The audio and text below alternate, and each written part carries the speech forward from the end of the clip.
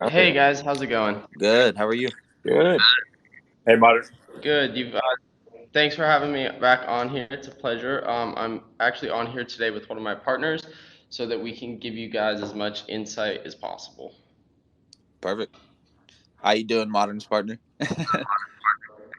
Hey, I'm doing well. How are you guys doing? Well, you Good. guys, you gals, and you all. Good.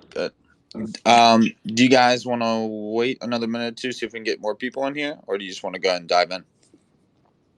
We'll follow your lead, whatever you think is best. Yeah, we can give it a couple minutes. Yeah. See if some more people trickle in. Modern, what is your partner's name?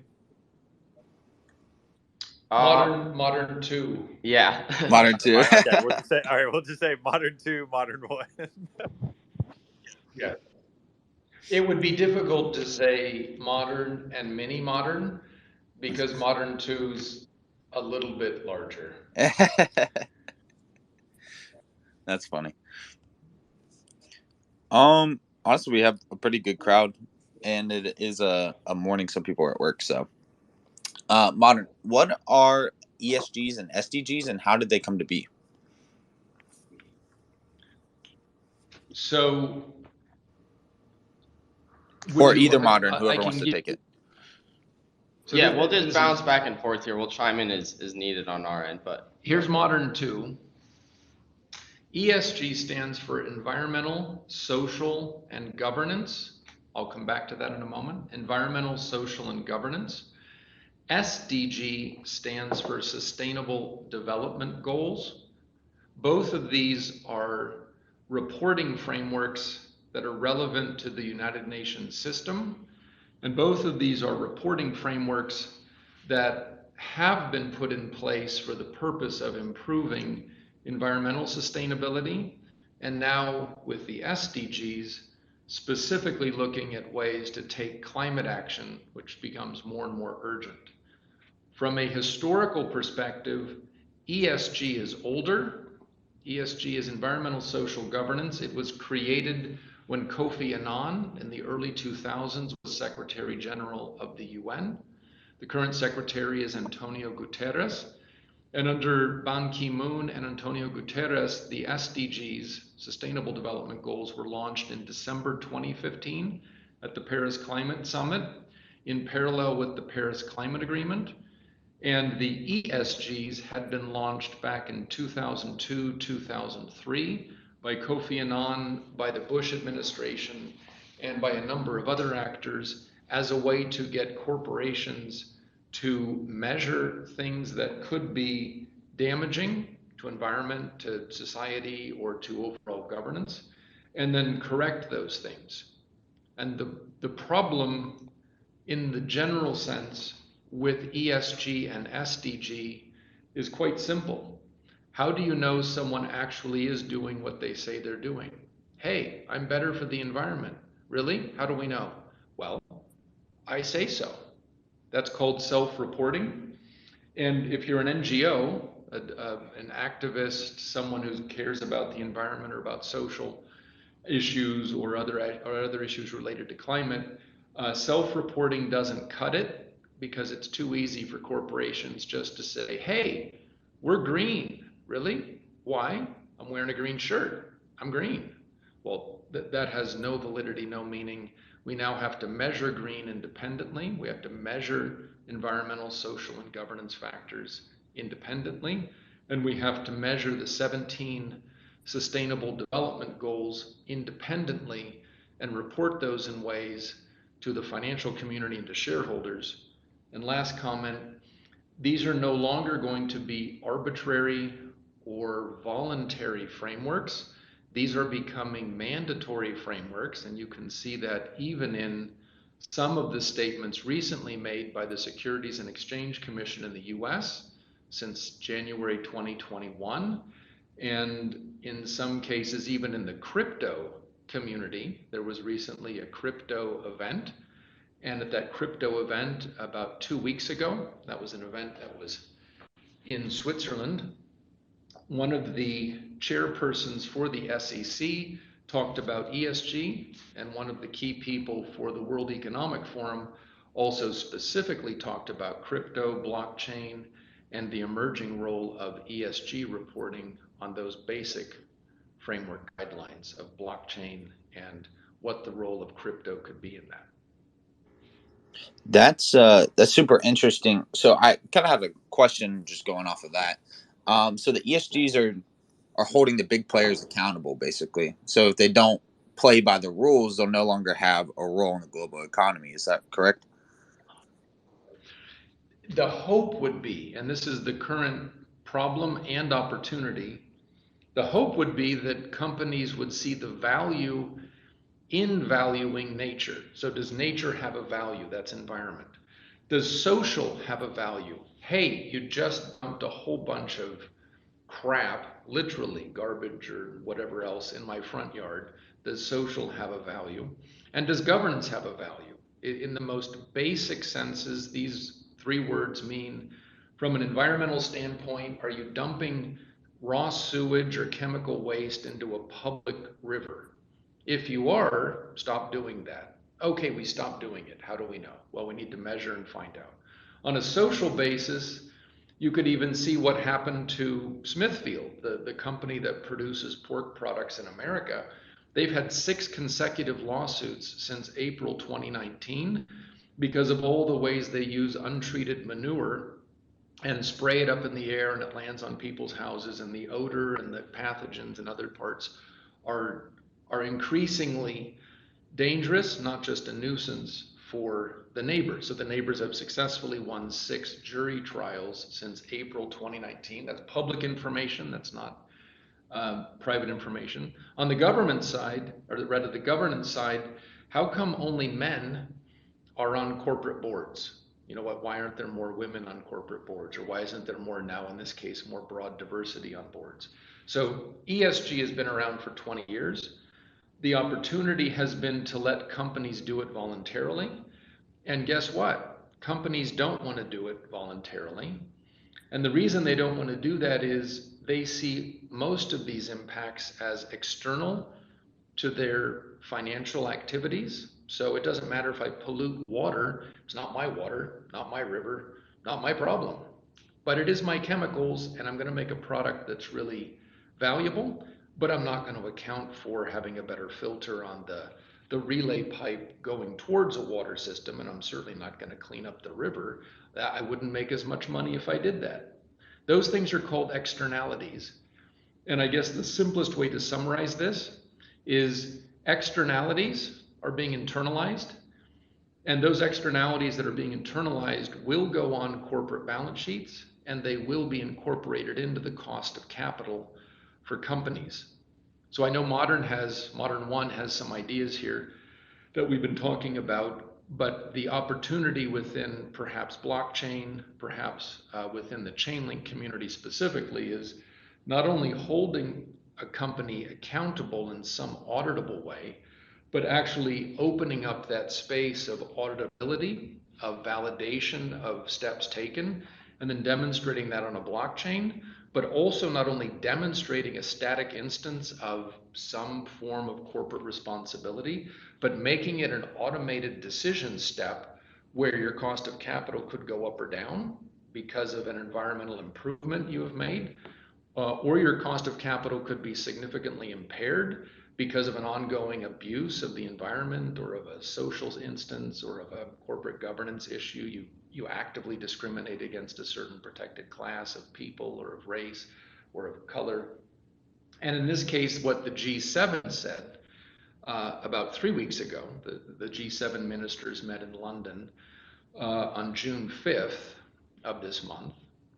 And on June 7th, they came out with a very large statement that said they were going to begin to hold Australia accountable for all of its coal-related climate emissions, and possibly restrict Australia's ability to access the international capital markets.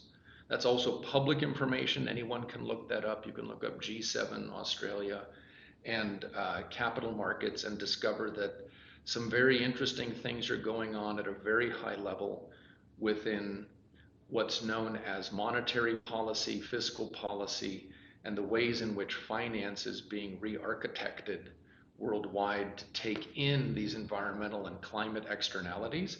and put those into the actual cost of doing business. Yeah. Oh, go for it, Marty. No, go for it. We can keep moving through questions that you guys have, and as we go through things, then towards the end, we can definitely open up a bit of a discussion, and we can tie things in a little bit more specifically to how things might look like in the future regarding integrations with Link. Yeah, I just had a quick question before we move on to the next question. So more on the social value. Obviously, we've seen it more commonly that men are on the board of directors, like you were saying. In these conversations that you guys are having with banks and other entities, do you find it important that we hear from everyone, men and women? Because I personally believe that there are a lot of really smart women. Yes. So for once, the short answer, it's the first podcast I'm doing with Modern. The short answer is yes. Perfect. Moving on to the next question. And Chase or Mewtwo, if you guys have a question, don't let me stop you. But what role do the ESG and SDGs play in the future of green finance?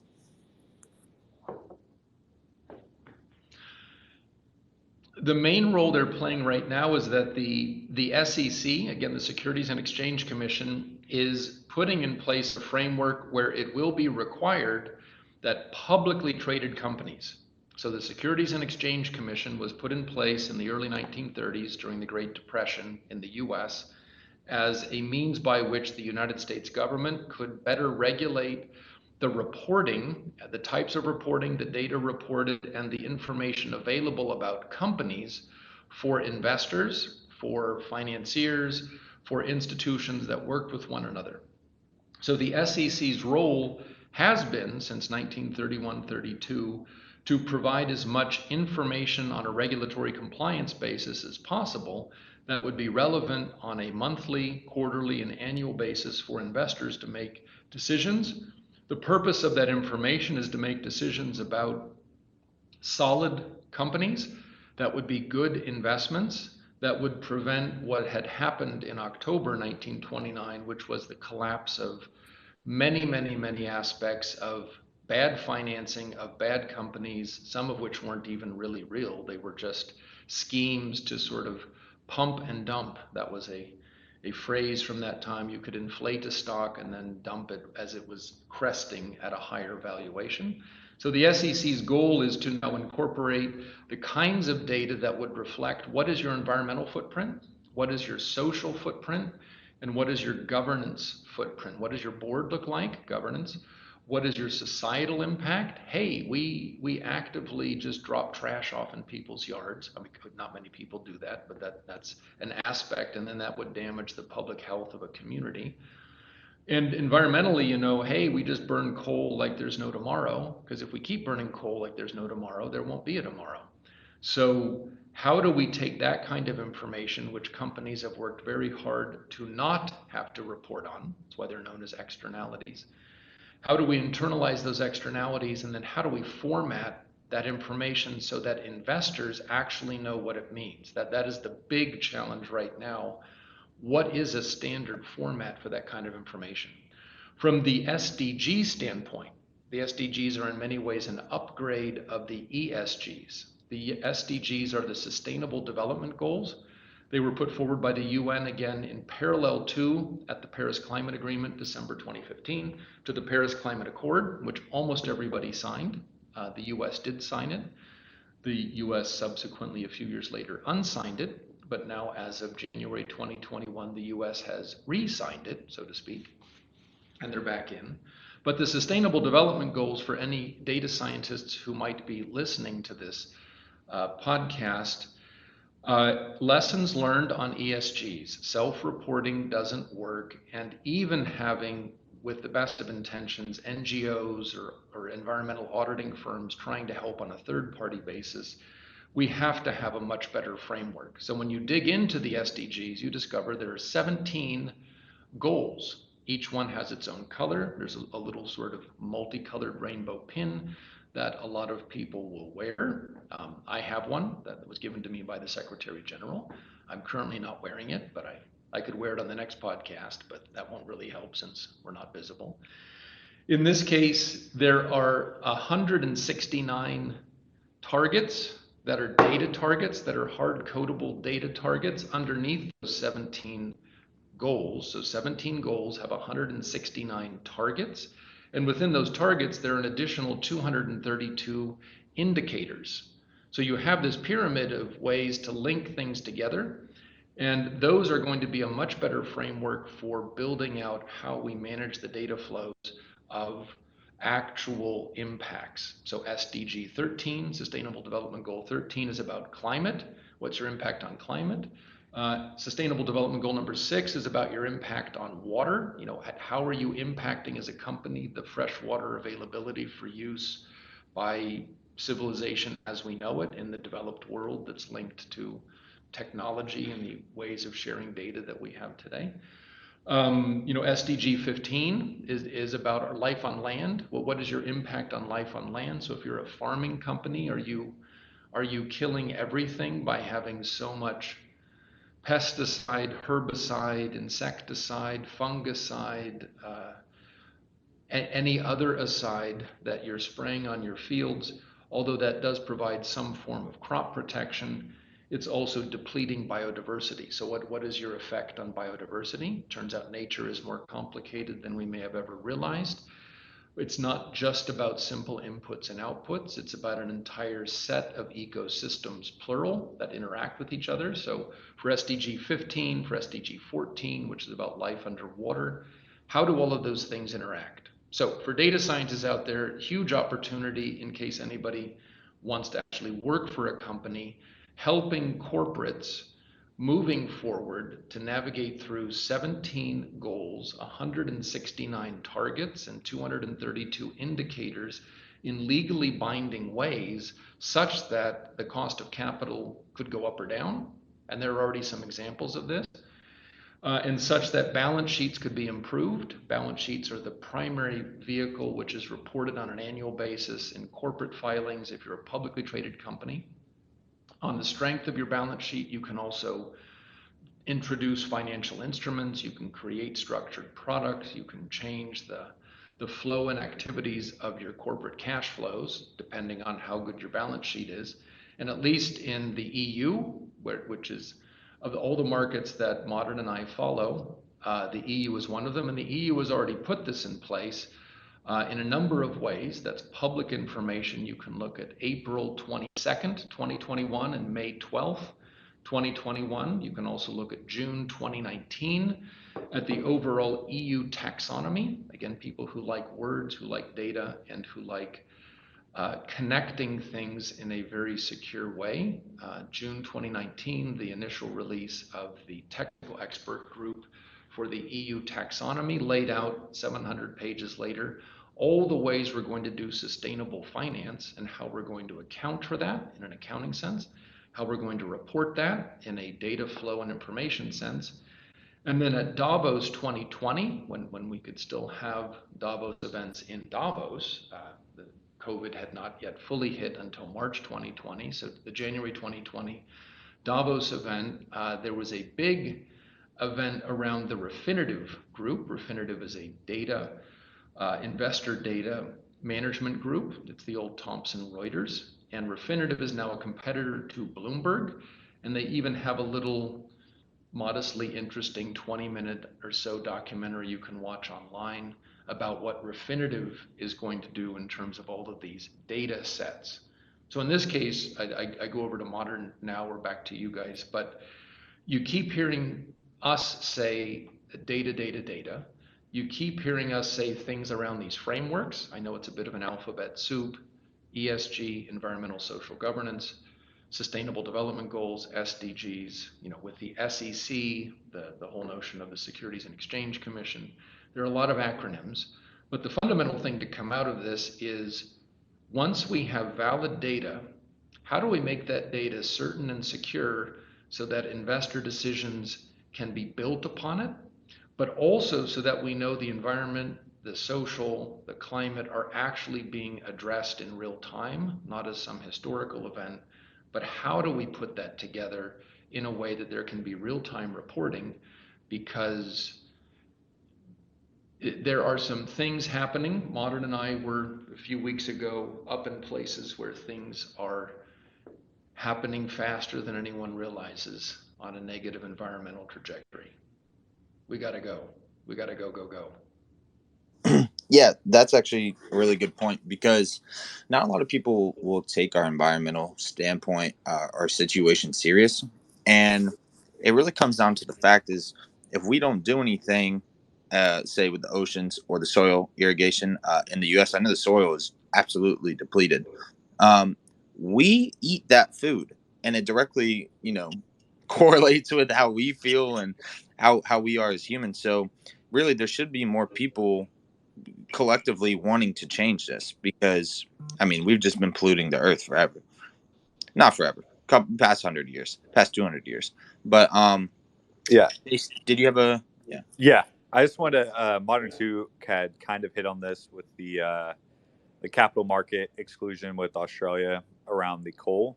But I was wondering if you could kind of like expand that out a little bit and talk about how the role of the ESGs and SDGs will play a part in the future of like green finance, like through all this data tracking, for corporations that are adhering to policies maybe and they're limiting to certain emissions. Will they have access to like lower interest rates when borrowing from capital markets? Like, um, how does that future look?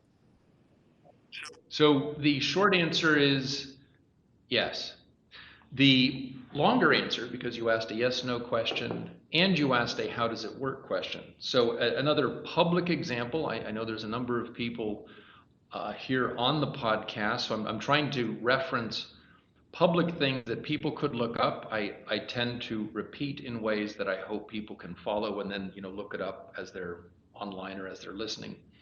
So the Enel, E-N-E-L, Enel is the largest energy company. It's the largest electricity producer in the European Union. It is a company that is based in Italy. It also happens to be Italy's largest electricity provider. It's also the European Union's largest electricity provider. In September 2019, Enel introduced an SDG linked bond.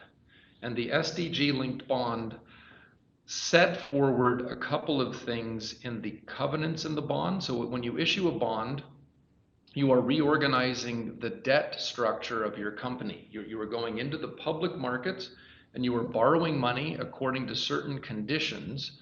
It's a little different than getting a loan. It's a different kind of debt. It's a structured form of debt rather than just a line of credit or simply a loan where you borrow some money and have an interest rate.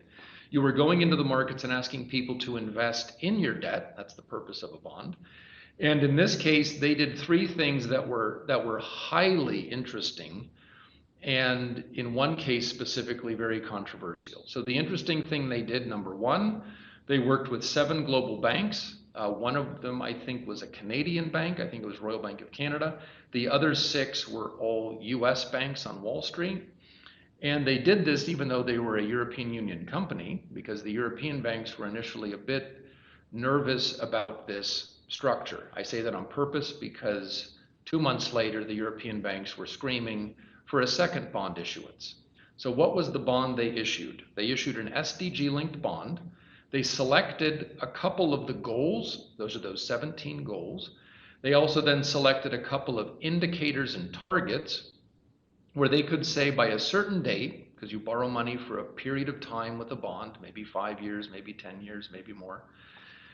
They set within the use of the capital that they would raise, it's called the use of proceeds clause, that they would hit certain targets by certain dates, and that those targets, because they're an electricity company, would relate to renewable energy, and that if they could hit certain targets by certain dates, such as putting into place enough wind turbines or enough solar panels or others, that they could begin decreasing the amount of non-renewable sources of electricity production and shift that towards renewable electricity production. There are already climate models that reveal that, but there would be a mutually agreeable step where the investors and the investors' auditors could actually look and see if by a certain date, if a certain target had been hit, the interest rate stays low. So the interest rate on the bond was set very low.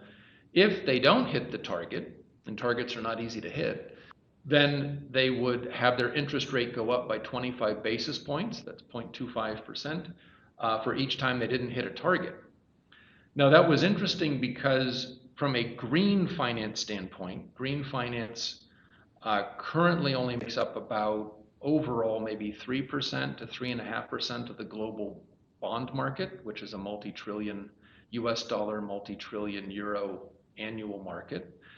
And green finance from that kind of standpoint has been somewhat restricted because the ways that certain NGOs and other environmental activists have sought to participate in that market and sort of punish companies, restricted companies' willingness to really want to do it, but also it limited companies' abilities because a number of NGOs would only let you certify a green bond because you were going to do a specific project and finance a specific project with the money raised. So you couldn't use it across your whole balance sheet. In this case, the Enel one blew that wide open. They said the use of proceeds now is reserved to the entire company. The entire company can use the monies raised.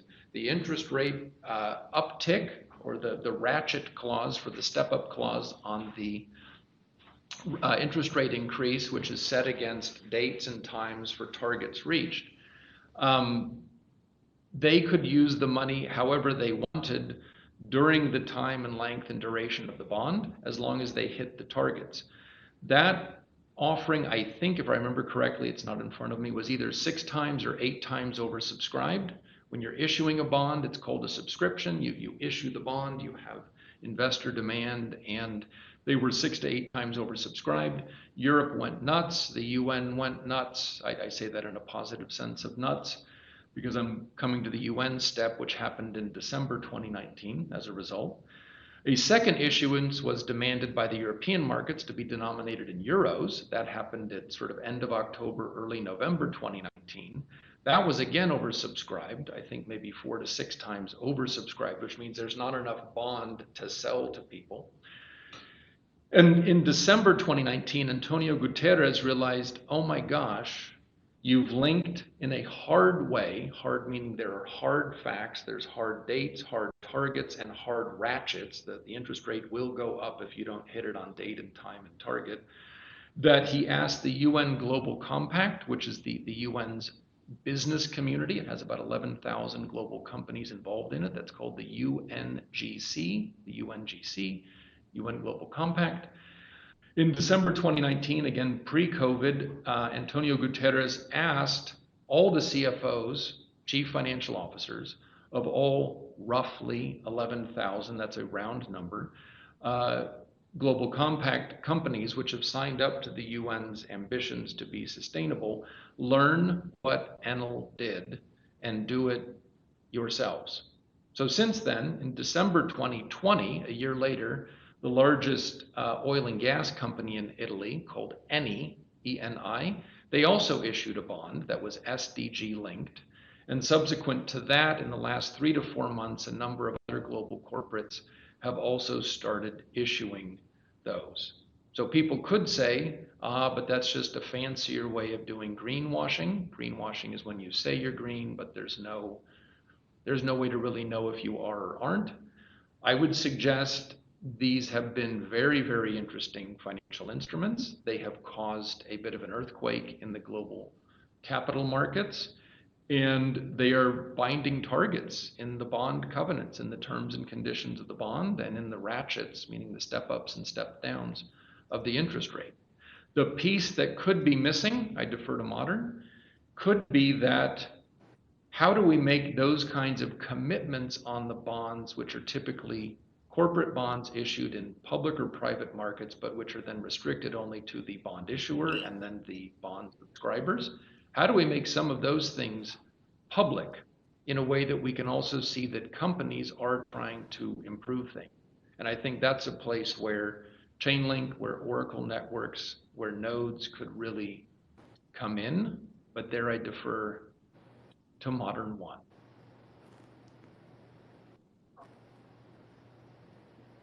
Chase, did you have a question? I saw you muted your mic. Yeah, it was kind of like a follow-up. So, like, I thank you for painting that landscape, I feel like I have like a kind of good idea of what you're explaining. So you had kind of touched on data, the importance of data, right? And then we have these agreements that, based off, how you're performing and the data says you're performing, rates may change. There may be fluctuations within the agreement. So like, to me, I'm just thinking about being in this industry. My mind goes to smart contracts instantly. So transitioning to that, like how do smart contracts like play a role in this, if at all, like if they do currently? And I'd also just be curious, like if you've heard of anyone voicing the need for smart contracts at like a higher agenda level within the UN. Oh boy, So- did you just actually ask that last question about anyone voicing it? Sorry. Yeah, so More- I'm gonna let Modern 2 dive in on the second half of that question, and then I will follow through and tie that into specifically what role smart contracts could play in this overall picture that Modern 2 has laid out for you guys. Oh yes, so I just got a note from a close friend in California that says things are pretty bad in California with soil. That has nothing to do with our conversation today, but I was briefly distracted. They're one of California's largest landowners, and they're struggling with the drought. So the second part of the question was, has anyone higher up called for the use of smart contracts in these types of scenarios wherein the data, which could be validated through oracles and nodes, could then be put into an automated system where perhaps the ratchets, the step up or step down clauses in a bond, could be automated. Hey, you hit your target, so bang, your interest rate stays the same. I would suggest there's an opportunity to lower the interest rate in addition to ratcheting it up. But if you miss your targets, then the ratchet up is automatic. So the person who's calling for this and has been calling for this, actually now for more than a year, and recently called for it again on the 25th of March 2021, the 25th of March 2021, at the BIS. The BIS is the Bank for International Settlements, located in Basel, Switzerland, and at a conference looking at innovation around sustainable finance, around cryptocurrencies and digital currencies, and looking at the role specifically of CBDCs, central bank digital currencies. At that event, it was a 3-day event overall, but on the 25th of March 2021, Mark Carney, the former governor of the Bank of Canada, the former governor of the Bank of England, and the founding chairperson and former head of the Financial Stability Board, until he was asked this year to be the climate finance chief for the UN Secretary General. But until this year, he was head of the Financial Stability Board. He has called explicitly and repeatedly, also in a Financial Times article, Financial Times of London, March 2021, let's rethink capitalism.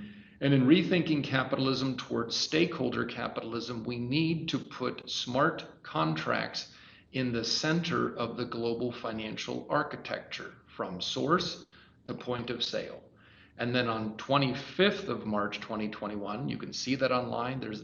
I believe the BIS has put up a public YouTube video, so you can find that at probably the BIS YouTube site. Mark Carney called specifically for, we need smart contracts to manage and to monitor GHG emissions, greenhouse gas emissions, worldwide. Now, this may sound like, I'll end with this may sound like, oh, a central banker from a very high position has called for something that could be very complicated, a smart contract, around an issue that could be very difficult to agree on, greenhouse gases, and he conveniently called for it worldwide. Well, that's a big statement. But Mark Carney, C-A-R-N-E-Y, has also recently joined the board. He joined it at the end of February 2021, of Stripe. He didn't join the board of PayPal. He didn't join the board of Square. He joined the board of Stripe, which is a payment system, which is also the world's most widely distributed payment system, particularly at point of sale. Because Mark, apparently, according to the March 29, 2021 FT article, according to the 25th of March BIS Innovation Summit event, which he did with Christine Lagarde. She also called and agreed for smart contracts. I entirely agree with what Mark just said. Christine indicated during that discussion that we need smart contracts at the center of the financial system in order to automate GHG monitoring and management. And then secondly, Christine herself followed on Mark's comments and said, and I want sensors to be in as many places as possible so we can have real-time information coming from real-time point sources that can then go into these types of technical tools like smart contracts that Mark is talking about. So that's the answer to the second half of your question.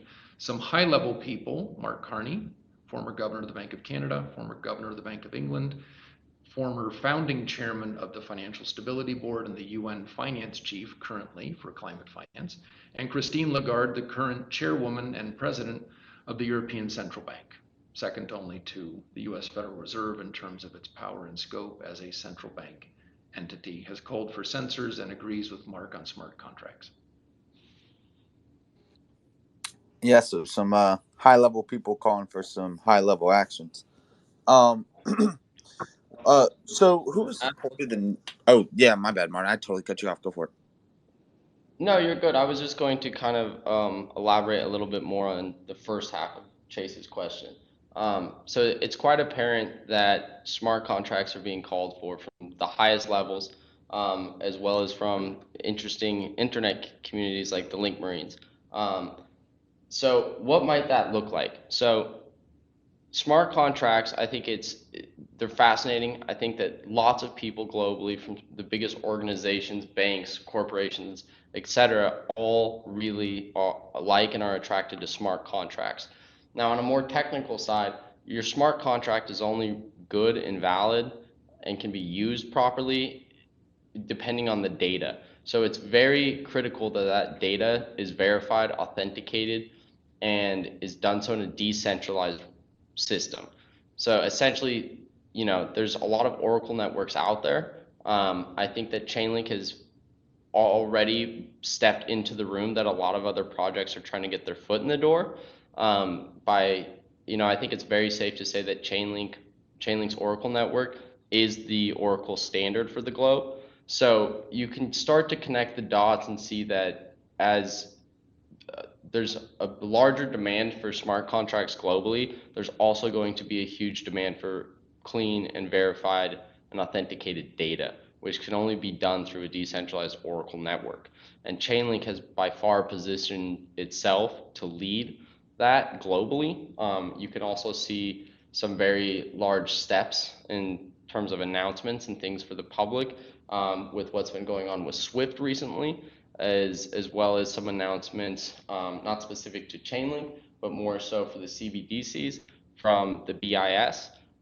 So there's this very large picture that is starting to become a lot more visible to a lot more people.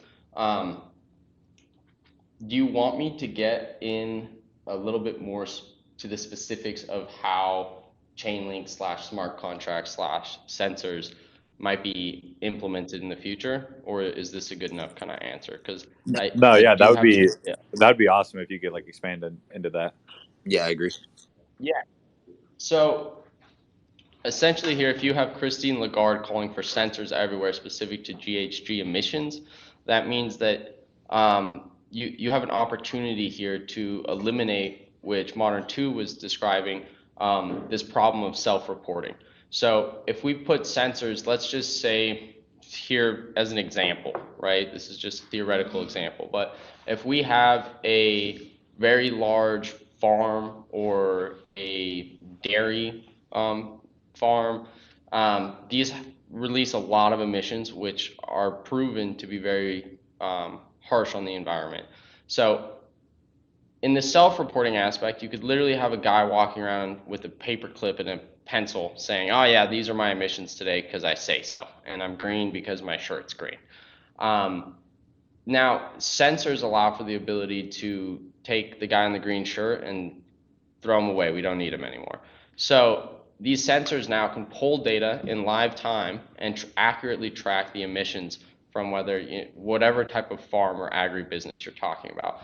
then the data from those sensors can be plugged directly through API into Chainlink, Oracle network of Dawns. And therefore, all that data then is put straight into Chainlink, where it can then start to be verified and authenticated in a decentralized way.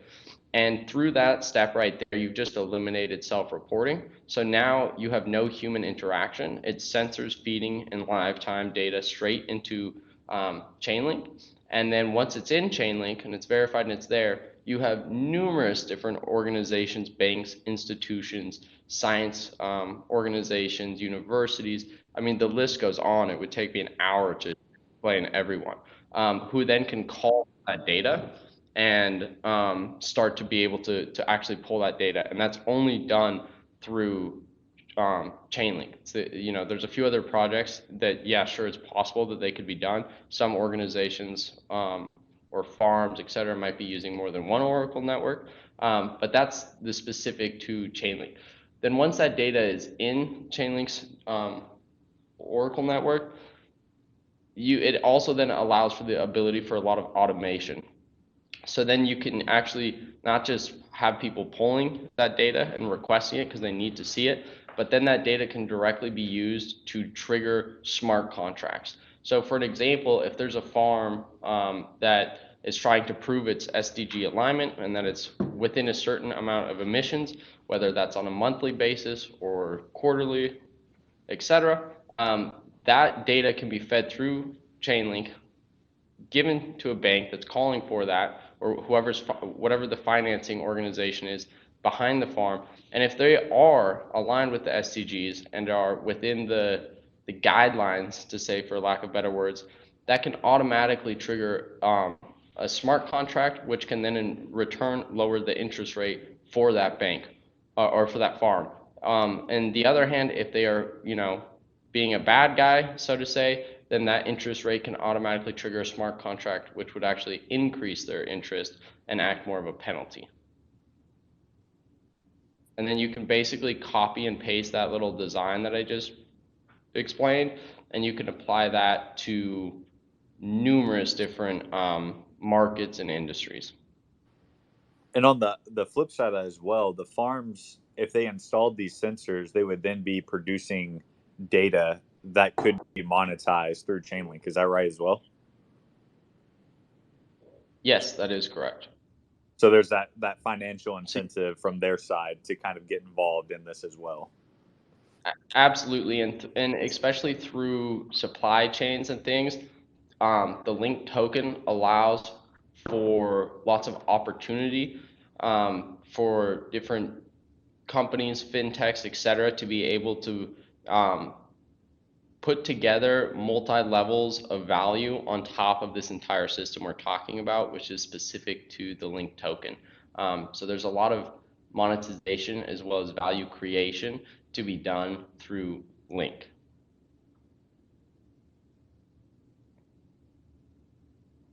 That's awesome. Thank you for expanding on that. That was the last of my questions on that. Super. Yeah, 100% modern. That was super interesting. So thank you for touching on that. Moving on to the next question. How does Chainlink help facilitate the data and the validation?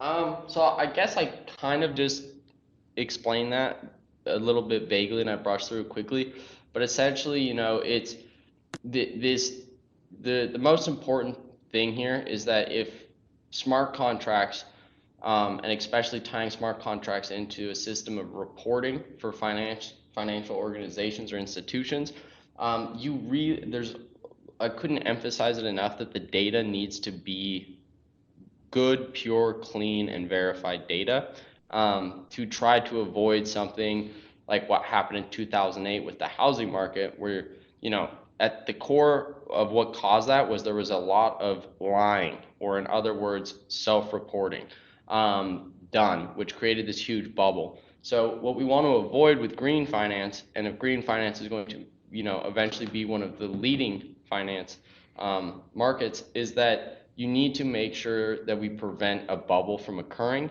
And I truly believe that the way to do that is you can use Chainlink to do that, to be able to verify, authenticate that data in a way where everyone has access to it and they can see it, so you can't hide things, and you can start to eliminate, self-reporting, greenwashing, and malicious behavior by doing it through blockchain.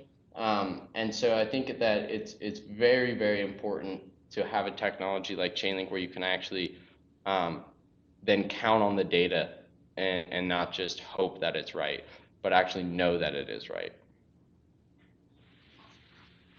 No, 100%. We need truth and transparency of data. So, like you said, the 2000 happen again, but in a different way.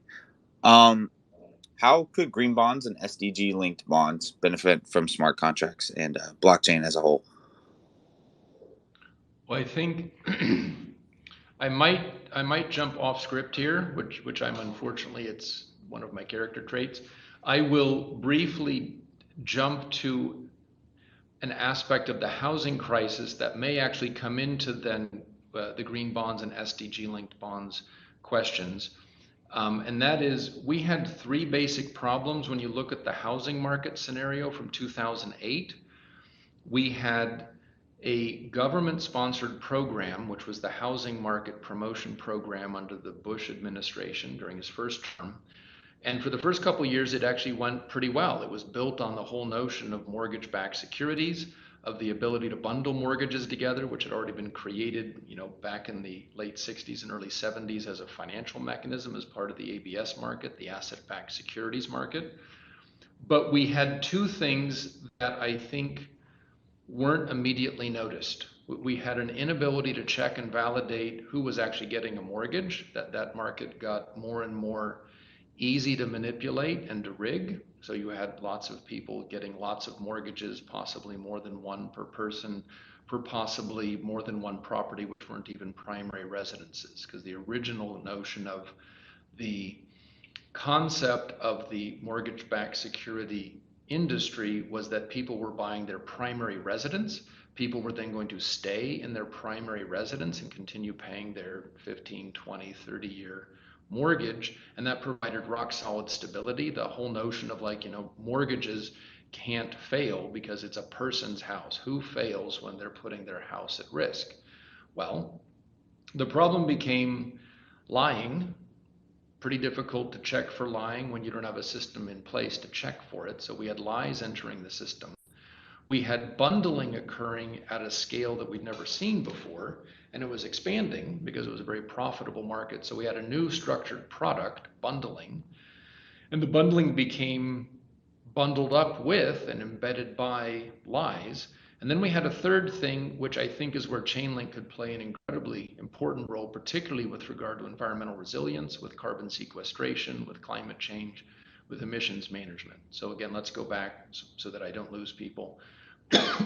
For the housing market, we had a model that worked, that could never fail because it's people's primary residences, and people are taking out a primary financial instrument for the primary purpose of securing their own future on a stable, durable basis during an upswing in the economy, post World War II. So the model that was built is any sort of mortgage-backed security, any sort of larger consolidation of those securities in the wider ABS market, and then going forward, when you had all of those CDOs, those more complicated collateralized debt obligations, and then you had synthetic CDOs and other things, all of that was built on the notion that housing can't fail, and even when it fails locally, it never fails globally. And even if it fails in a certain segment, maybe luxury versus low-end residential, maybe mixed-use complexes or multifamily residential might fail a little bit in one town, but not in a whole state or a whole region. So housing can't fail all at the same time across all localities. So that's the guarantee of the model. And then from a bond standpoint, if your bonds are widely enough distributed in the assets that are within the asset-backed security, which is a series of mortgages, which are then put into these bond structures, which many governments bought, you have embedded now lies inside of financial structures that were new, the whole notion of CDOs and synthetic CDOs, and then even more synthetic CDOs. And then you had this concept of a model that was outdated because the model was built on premises that were no longer valid. People were buying second, third, and fourth homes on speculation on the basis of lies without having sufficient capital accounts for themselves and without having sufficient income to service the mortgages, and using the mortgage itself as the asset by which they took out a further loan to again finance the further loans that they were taking out. So you had a system that couldn't see what it was creating because the model on which it was built prevented anyone from seeing it. So from a green bond and SDG linked bond standpoint, now that we have particularly the European Union from the ECB level down seeking to promote a green credit creation program that could, in this case, resemble some aspects of the housing promotion program, which was sponsored by the US government under Bush 1 in the 2000-2004 first term. Not a bad idea, people should have houses. So for the European Union, not a bad idea, people should respect nature. But how do we now know that people are not going to lie about respecting nature? How do we know that we're not going to embed green lies into green financial products?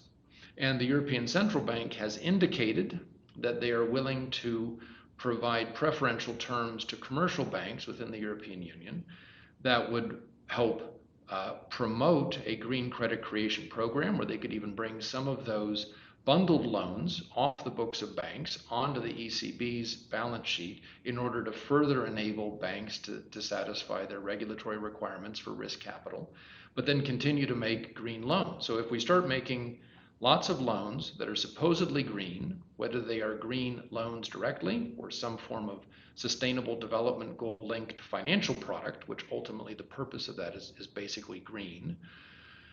How do we prevent the housing scenario from happening a second time? How do we prevent lies from entering a structured series of products which are then bundled together for cash flow investors in the form of, for instance, bonds, and sent around the world as a way to solve climate change or environmental resilience or food security, and not simply with the best of intentions recreate the housing market debacle. So I gave that little bit of extra history because the entire reason why the Financial Stability Board, the FSB, was created at the BIS, the Bank for International Settlements in Basel. It was created in 2009, 2010 to analyze and solve for how do we not do that again? So how do we not basically warp speed the global financial system into a nuclear meltdown by virtue of all the best intentions, providing housing as a basic right for people through access to capital markets on whatever terms they might be able to meet and manage. In this case, the way around the green scenario reflecting the worst of the housing scenario, here it comes. We have to have a way to validate the data that's coming in. It has to be from certified sources. We need to use very good environmental data collection. We need to validate that data and make sure it's real. And then we need to share that data in a public way so that people who actually build environmental impact models, people who build climate science models, people who at a policy level build something, here comes another acronym called an IAM. IAM is an integrated assessment model, IAM, integrated assessment model. IAMs, but they're plural, there are several of them, those sit at the heart of all global climate policy, global climate action, and those sit at the heart of any policy instance of a climate model for action by a government, a private sector player, a public sector player seeking alignment with government policy. So how can we share data from the financial sector in a way that is valid, it's not a lie, in a way that is certain, we agree that it's true, and in a way that then better promotes the rethinking of models in real time so that we don't use outdated models as the basis of future action and then miss what's happening in the present and then send ourselves on a trajectory that we don't want to be on, even if we have valid data.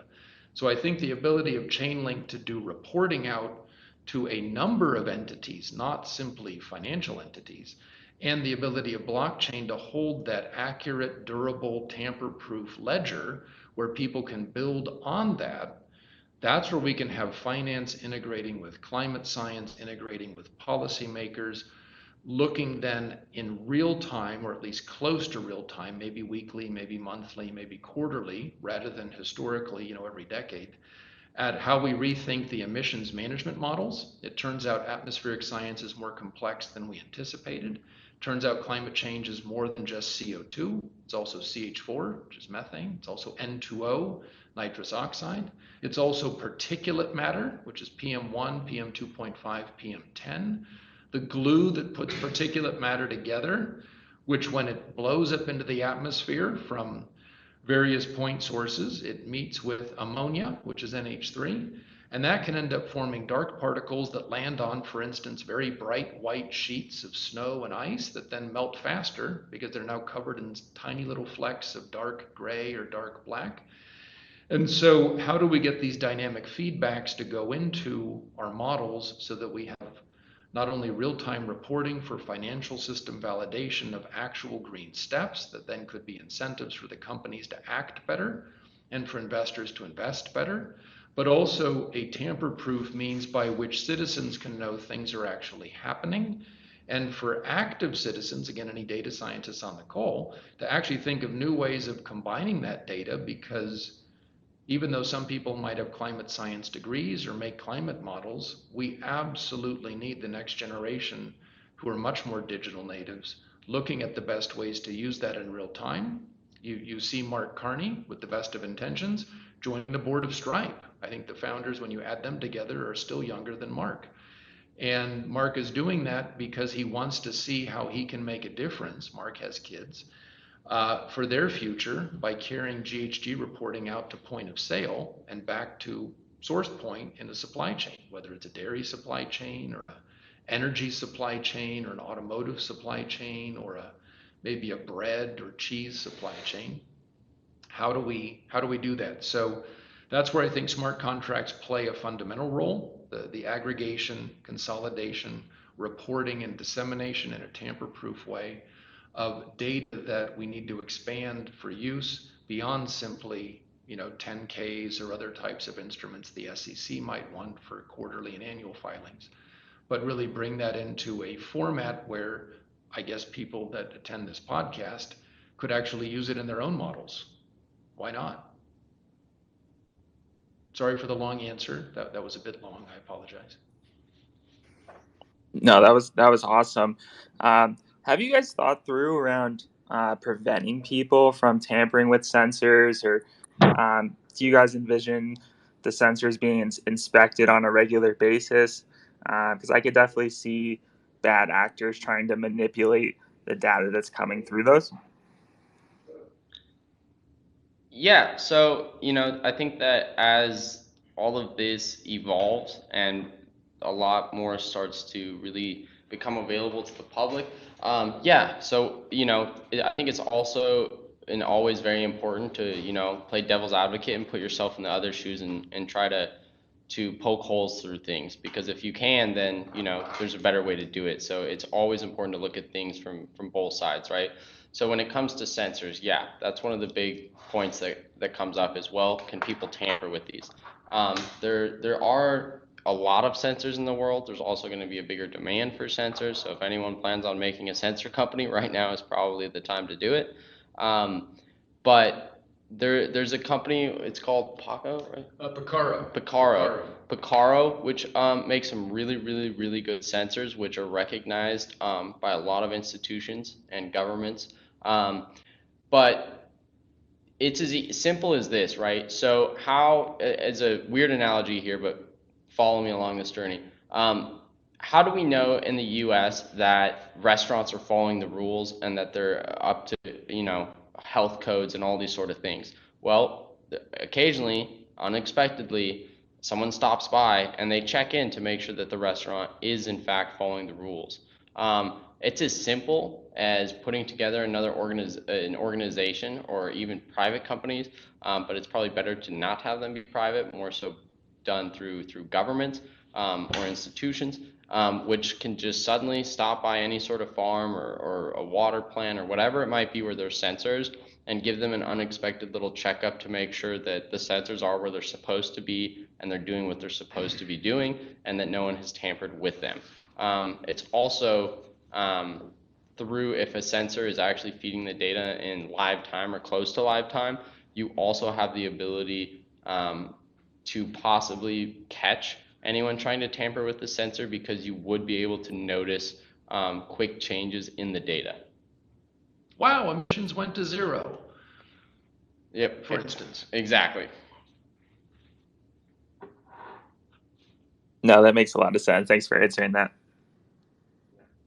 And by the way, we're not sponsored by Picaro. We simply are aware of Picaro because they are the sensor company that is very often used by regulatory agencies as one of the official toolkits for measuring certain emission streams. They're a Silicon Valley backed company. They're located in Silicon Valley.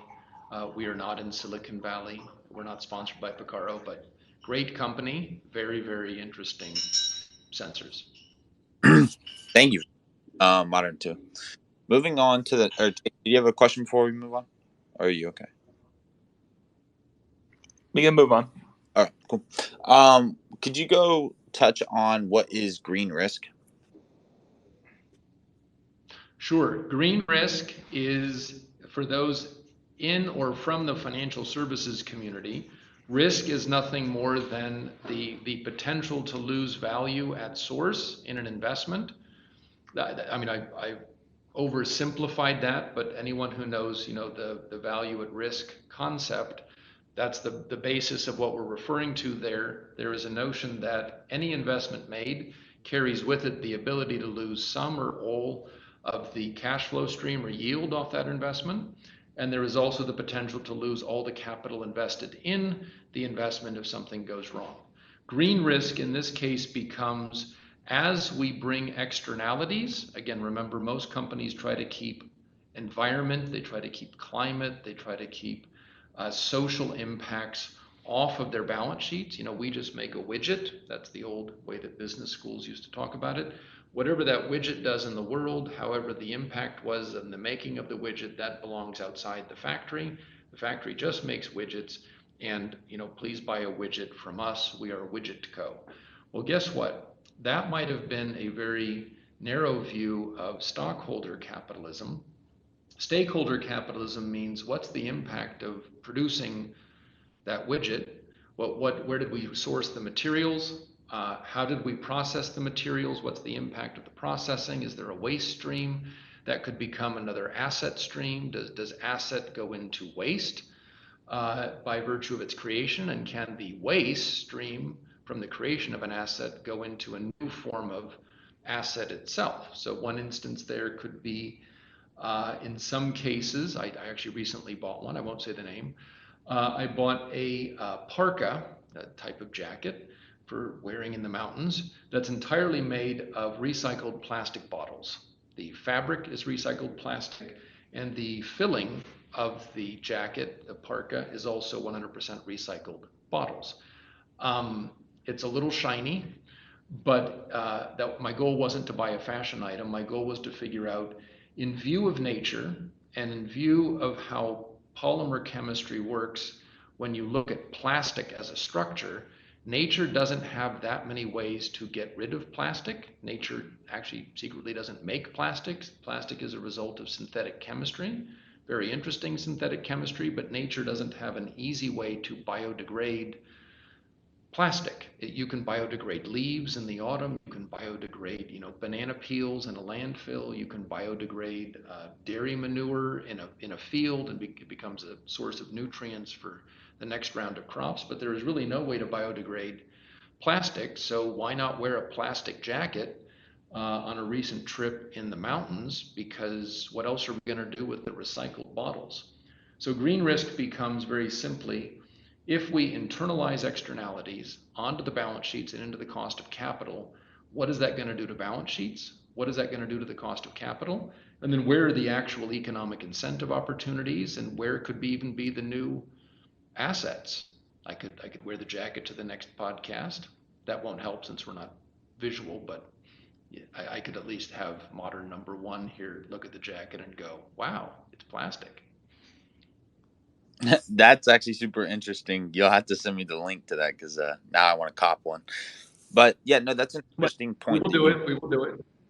Yeah, sweet. We could all match. That's an interesting point. I actually didn't know that about plastic, that there was no I mean, I had a brief idea, but that there's no way to biodegrade it. And you see other companies like we won't name them, but making shoes out of recycled plastic bottles as well. So maybe that's a way that we can get rid of some of the plastic as well. But thank you for. Well, there's a 100% digression coming. It's something that Modern was recently exposed to during a trip taken together to a very, very, very high place where things are melting very fast. It turns out one of the very few benefits of perhaps glaciers melting extremely fast is that bacterial and archaeal communities. So archaea are a type of community that's distinct from bacteria. Bacteria and archaea are distinct from viruses. There are now increasingly bacteria that no one has ever seen before, ever. No one even imagined actually finding out about. And I was able to partly show Modern some places where some of the world's most cutting edge research is going on because bacteria and archaea are now being exposed for the first time in hundreds of thousands of years in the highest regions where, well, unfortunately, the permafrost is melting, the glaciers are already gone, and things are waking up. And in one specific instance, it looks like there is actually a bacteria that will eat plastic. That was an accidental discovery that was made a few months ago. Modern and I did walk near the site where that may have been discovered, and that's kind of interesting. That is not a good news item because the permafrost and glaciers are melting so fast. There are other problems, but nature is full of surprises if you're willing to have an open mind. Until then, I'm going to keep buying plastic items like the jacket that was purchased recently, fully made of plastic. Funny you mentioned that. Sock Nug, one of our listeners here, he just sent me, I won't go into it because it's 80 pages, but an article on a type of mushroom that may have the power to eat plastics. So maybe we'll see that in the future. That's super interesting. So I had another question. What is the significance of the Bank of International Settlements backing CBDCs? Because we've seen the whole crypto industry and kind of just global economy, the race to the CBDC. China has their digital yuan, and America has USDC. So yeah, what is the significance of them backing that? Significant. So that the short answer is it's significant. The historical answer, which I'm sure everyone on this kind of podcast would likely be aware of, is that, well, I'll back up. I would suggest that the BIS, the Bank for International Settlements, is probably not something most people are familiar with. It was founded in 1930 after World War I, before World War II. It is an institution that does precisely what it appears to do, Bank for International Settlements. It settles cross-border transactions, often between parties that won't talk to one another. In this case, after the Treaty of Versailles in 1918, 1919, France and Germany didn't really like talking to each other, but the US had imposed a lot of penalty payments among the various combatants from World War I. And so the only way to find a way for everybody to pay each other back according to all the penalty and incentive issues from World War I was to put something in a neutral country, in this case in Switzerland with the agreement of the Swiss government.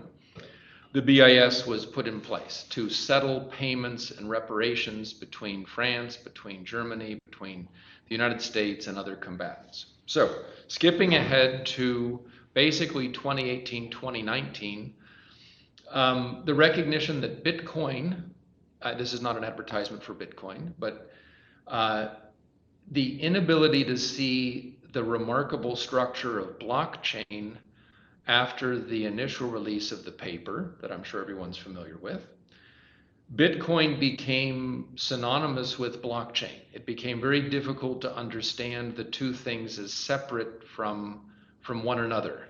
Maybe for those who might remember, it was initially hard in the early 90s to realize, wait, there's an internet, or is it just the AOL world that you kind of log into and you see AOL stuff? But there's an internet out there. So in this case, There is more to blockchain than Bitcoin, but it was very difficult for people to see that with the increasing prevalence of Bitcoin. When stable coins began to appear, and when stable coins became a more interesting topic, it became the case that a lot of what's happening, particularly in Africa, on financial innovation around mobile phones and mobile technology, like the M-Pesa in Kenya, as a mobile payment according to the normal structures of payments, the normal structures of national currencies. There was the concept put forward by Facebook with its association of whatever it was, 40 companies or so. That was the concept and plan of the Libra Association, the Cal Libra wallet, and other things in 2019 to say we can actually bank the world. And that, not a bad idea. There are a lot of in the financial industry at a public sector level, there are a lot of people that are called unbanked. They don't have a bank account for some reason. So perhaps in this case, Facebook, which is all public information, could become the vehicle by which people could begin to bank in some way, because there could be this token that somehow they manage, and then somehow Facebook could put together through its network of people, which was actually founded and then put together. The association was founded as an entity under Swiss law in Geneva. And so Switzerland became a place where suddenly you could have 1 to 2 billion people recognizing value and exchanging value in a financial sense over somehow this network, whatever this Libra thing was. I'm saying that on purpose somewhat vaguely. And there was a key statement that was made at one point during one of the many hearings that, we actually might just become a type of global currency. That is a paraphrase. That is not exactly what was said by one of the Facebook representatives, but that was that was a bit how it was heard. So when the head of the BIS understood that, the head of the BIS is his name is Agustin Carstens. He is the former head of the Bank of Mexico, and an exceedingly astute, intelligent man with a lot of prudential capacity. You would call him very perspicacious. He has a lot of insight and a lot of acuity on many issues. He rang the alarm bells, so to speak, for the central banking system, and they kicked into high gear. There were a number of steps taken to say we need to take this notion seriously, that the format and function of currency is changing, and that blockchain, not Bitcoin, that blockchain actually enables a whole new way of looking at settlements, so cross-border payments. There is a whole new way of looking at reserve currencies. So there are currently 5 to 6 reserve currencies that are primarily held by central banks around the world, such as the euro, such as the dollar, such as the Japanese yen. Long ago, it used to be the British pound, the Deutsche Mark, the Japanese yen, the Italian lira. Now it's been consolidated down. And the BIS actually manages a portfolio of assets that are denominated initially in 4, but now in 5, as of, I believe it was April 2016. The People's Bank of China was included, and the Chinese yuan was included in sort of the global reserve currency status. I'll skip over that. I'm skipping a bit on some pretty big topics to go to the point of the BIS and CBDCs. And in that case, the thing we're referring to now is a reserve currency is the ultimate store of value for central banks around the world. That store of value is typically no longer a commodity, such as gold. It is now a instance of a nation's expression of itself, which is the US dollar, which is the European Union euro, which is the Japanese yen, which is the People's Bank of China, the Chinese yuan. The BIS decided that banks, and maybe one other comment I should make, I apologize for this lengthy description. The BIS sets, broadly speaking, regulatory requirements for capital holding for commercial banks, and that's called the Basel policy statements. That there's Basel I, Basel II, and Basel III. There was recently called for a green Basel, which would be possibly a type of Basel IV, but that was just a statement made by one of the editors of the Financial Times a few weeks ago at the BIS during a climate conference for central banks.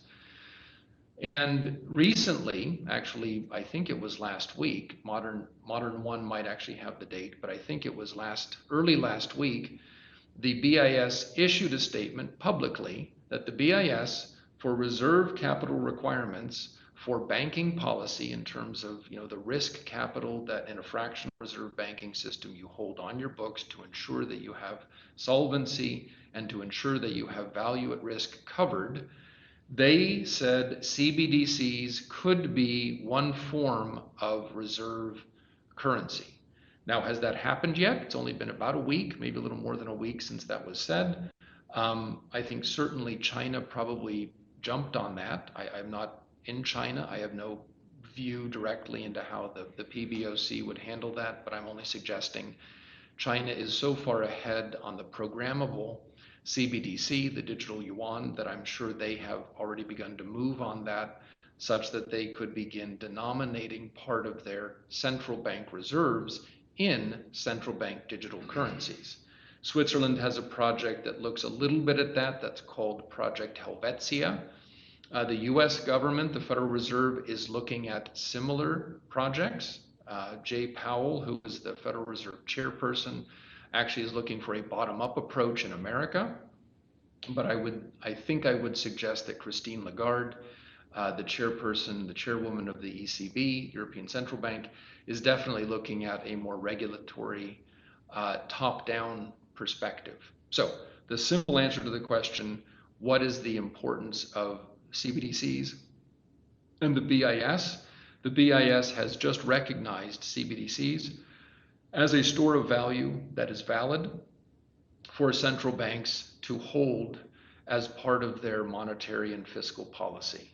So that means at a deep level within crypto land, CBDCs now have a fundamental role to play that could perhaps, I defer to Modern One, that could perhaps change the trajectory of some aspects of how Bitcoin and other cryptocurrencies are perceived.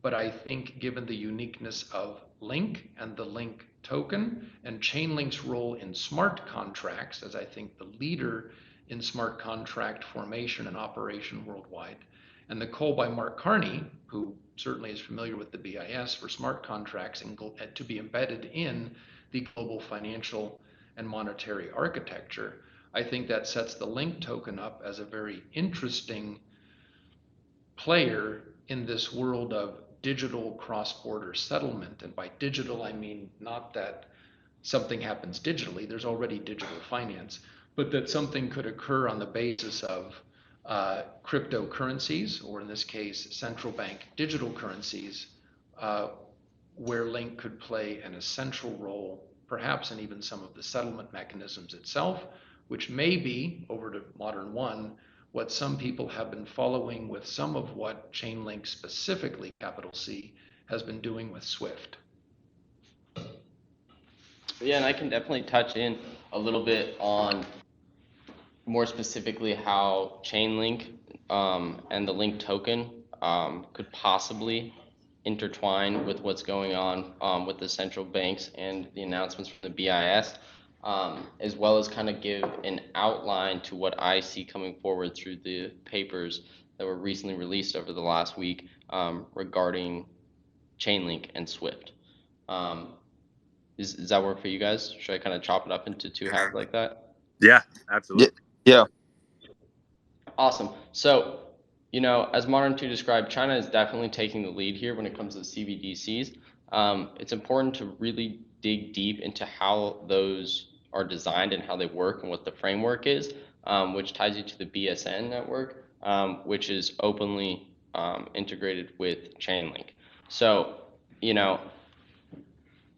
my gut feeling tells me that if China is so far in the lead with this, and that they've already done the Chainlink integration and has become the kind of like the backbone of this, which is not fully turned on yet, that also then means that any other countries, banks, institutions, etc., that want to catch up to speed with China and be as competitive as they are probably going to use Chainlink as well. There's nothing that has been out and released yet regarding that, but when you are the Oracle standard, it would make sense to be used. Then diving over to the Swift side of things, I'll actually go ahead and tweet the link right now, which I tweeted a little while ago, and I don't think many people picked up on it because you actually need to have a login. I just tweeted it. A login to read this paper, but it's as easy as you can go to another area on the website of Swift, and you can actually create a login, and then you can have access and go and read this paper. They do an incredible job of giving you a timeline on what this looks like for global adoption in terms of Swift specifically. Swift specifically also, is the design framework for all of these transactions for over 11,000 institutions. They are pretty specific with what that looks like. So they finally, there's been a lot of chit chat about Chainlink and Swift over the last few years. In this paper, they reveal that starting in November 2022, the switch is going to be turned on, for lack of better words. But this isn't something that happens overnight, right? So it's not like you wake up the next day, everything is using Chainlink and Chainlink's $81,000. No, it's something that's going to take time, and it's going to be done over a course of several years to make a really smooth transition into a new digital age. So in that paper, they also described that by November 2025, that will be the deadline for this for anyone using Swift to actually integrate with the new Chainlink Swift Oracle network and to take that adoption. So I'm not giving any financial advice here, but it looks to me, in my personal opinion, that Chainlink is positioned itself not just to be the technology that will be adopted globally as all of these new blockchain CBDCs and all of this new digital age, for lack of better words, really comes forward. But that the link token specifically probably has a really bright future. And I think that people in your more mainstream sense, right, will really start to see that take place beginning November 2022. It could be sooner.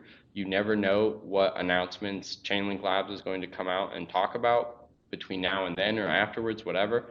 But in my personal opinion, I think between November 2022 to 2025 and going forward, that the link token has a very bright future. That's super bullish. I actually have like a theory around the timelines of when staking would go live. To me, it makes sense if Swift's messaging platform was going to go live and they're going to start potentially moving money around. It seems that you would need staking to be live before that. I'd just be curious, like, do you have any thoughts on that? I can gently touch on it.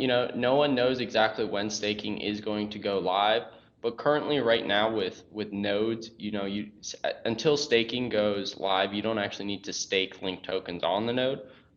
So nodes are in a pretty awesome situation right now. I think that the design is set up so that yes, there will be a day when staking does go live and those announcements come out. When that happens, I don't know.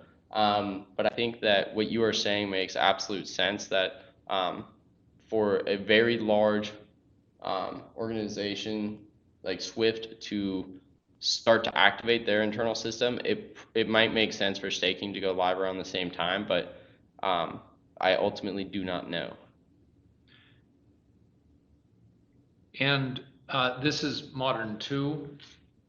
Maybe in case there's anyone listening who may not quite know what we're talking about with Swift, it's all capital letters, SWIFT, and it's again another older institution from the earlier 20th century. And it is, if you think in terms of maybe the airline industry, how is it that we have at any given time thousands, possibly tens of thousands of planes flying around the world? and somehow not crashing into each other. That's because we have an air traffic control system. In most cases, all pilots on Earth currently need to at least speak English so that they, at least in whatever country they're in, whichever direction they're flying, whatever kind of plane they're flying, they would all have the ability in English to provide coordination and trajectory to avoid mid-air collisions, as well as to avoid takeoff and landing issues, as well as to manage the flow of just air traffic in the atmosphere itself at different levels, because some planes fly at 5,000 feet, some at 20,000 feet, others might fly at 30 to 50,000, depending on public or private or possibly military use. So that whole system is the air traffic control system. Why did I just give that metaphor? I gave that metaphor because SWIFT is a bit like the air traffic control system for the global financial industry. It's not a bank. It's not a financial regulator. It doesn't belong to any one specific country. It has a member of countries which are all members of it, but it enables the flow of money around the world to ensure that it doesn't run into each other, to ensure that it actually gets to where it needs to go. And the BIS and SWIFT are separate institutions, but certainly coordinate well. The BIS looks at the role of settlement and looks at the role of how much capital you need to ensure value at risk on a safe basis as a financial institution. SWIFT looks specifically at money moving around the world, and it's the air traffic control system of the flow of money. And it is thus quite interesting that they would be talking with, and they finished a recent phase 1 project with Chainlink, because that would imply, at least from the public statements made, that Chainlink would be being considered for use in the global financial architecture of how things actually move around the world. The end.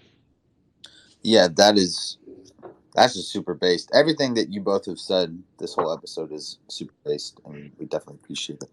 Are you guys ready for some questions from some people just listening? Yeah, absolutely. We will answer whatever we are comfortable with, but bring it on. Yeah, perfect. Yeah, we're not forcing you. If you don't feel comfortable, definitely don't answer it. Mewtwo, did you want to bring the first person on? Yes, sir. We're bringing on Adam David. If anyone else listening is wanting to ask questions, just simply hit that request button, and I'll let you guys on one at a time.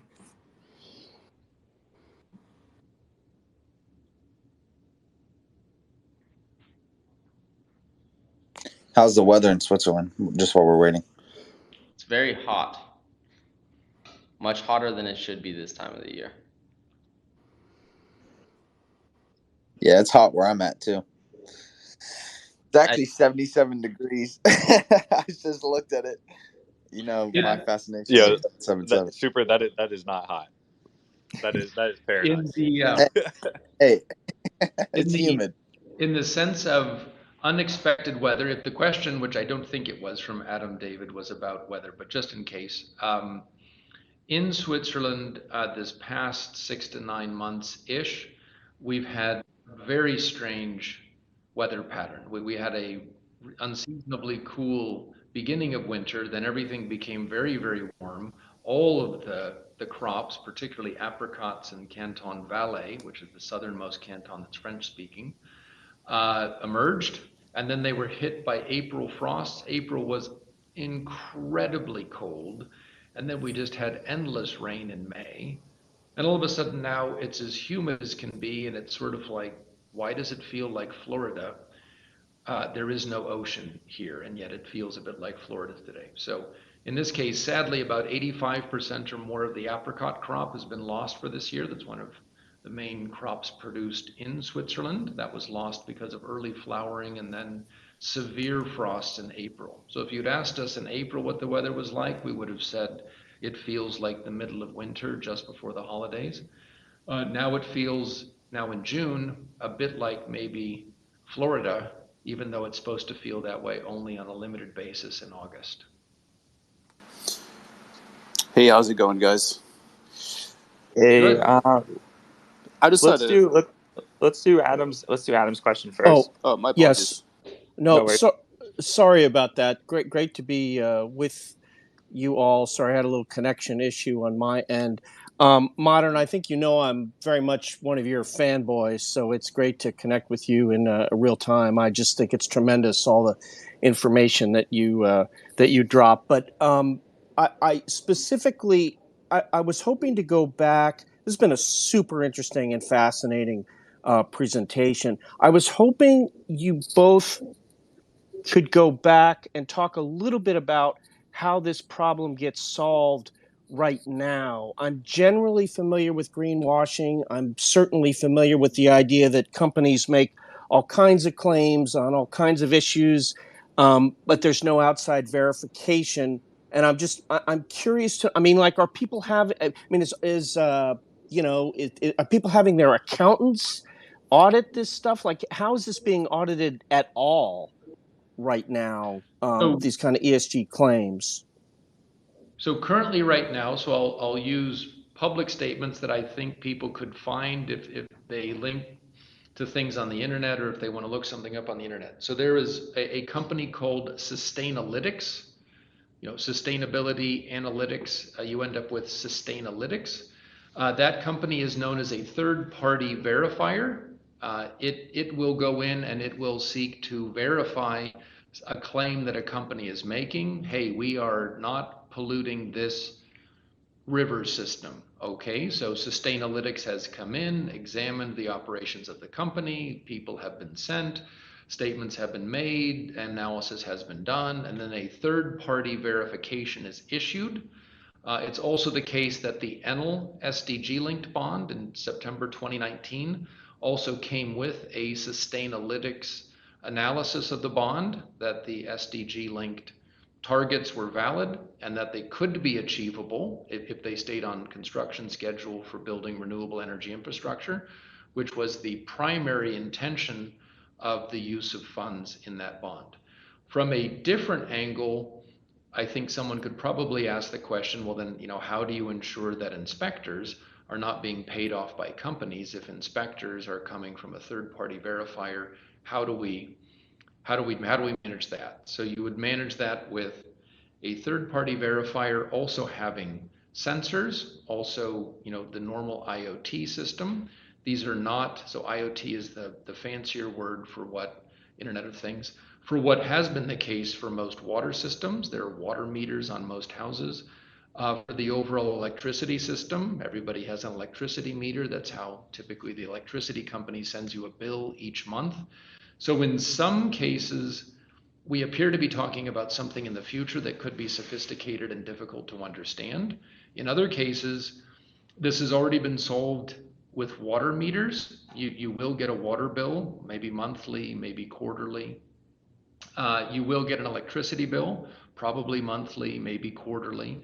And both of those are reasonably accurate representations of your residential or corporate water use or electricity use. From the standpoint of things that are maybe harder to agree upon, climate emissions, what about methane? What about nitrous oxide?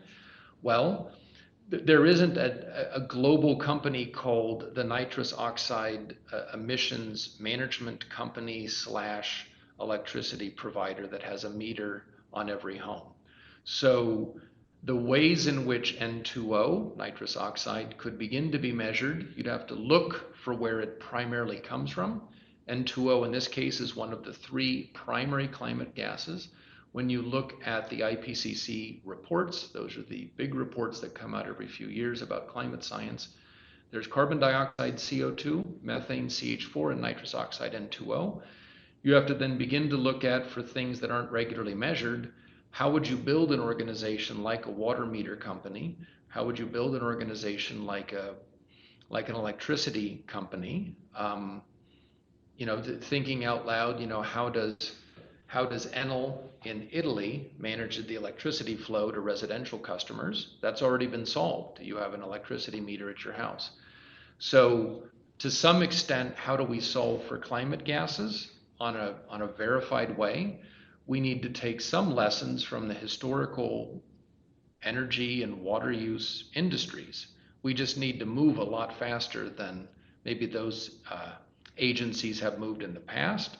And we also have to recognize, which we already do as a society, we recognize electricity has value and can be valued. You have to pay your electricity bill, otherwise they turn it off.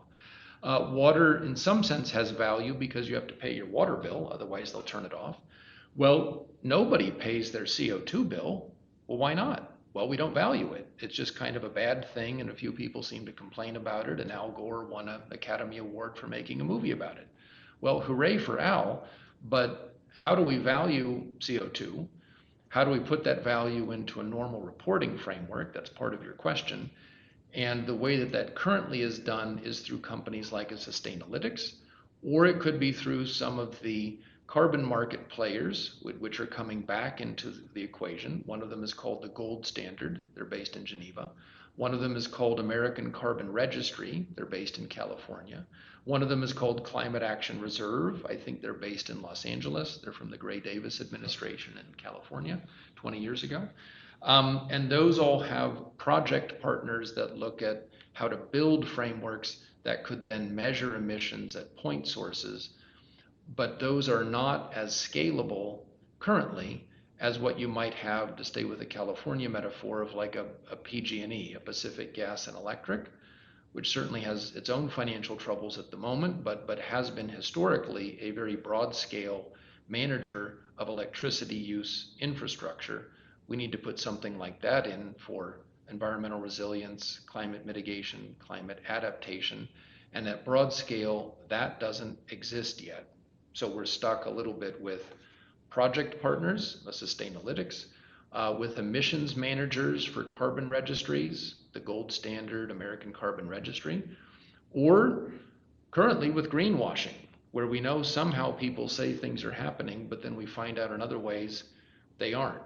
So this is where Chainlink with sensors and smart contracts is being put forward as one way to do that.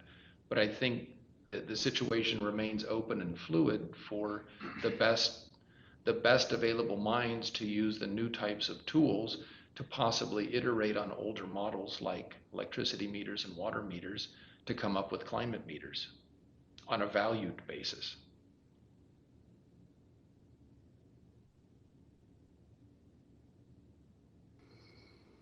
Adam, did that answer your question thoroughly? Yeah, that's great. Thank you. I mean, just to be clear, my view is that this is impossible to do this without something like Chainlink. I suspect I'm not going to get a lot of pushback on this call from that claim, but it's I think. Again, thank you for that very deep answer. One other thing that's exciting to me about this, as a very much a Chainlink fanboy, is I'm looking for allies out in the world that can help push this forward, and it strikes me that folks in this space who may not know much about Chainlink at all could be very important allies in terms of pushing adoption here, and so that's fascinating to hear about those other folks. So again, thank you very much. That's a great answer. A lot to follow up on my end. Most welcome. Thanks for coming on, Adam. ISO, you want to ask your question? Yeah. Hey, thanks for having me on, guys. I really appreciate it. So everything that's been mentioned is really interesting, honestly.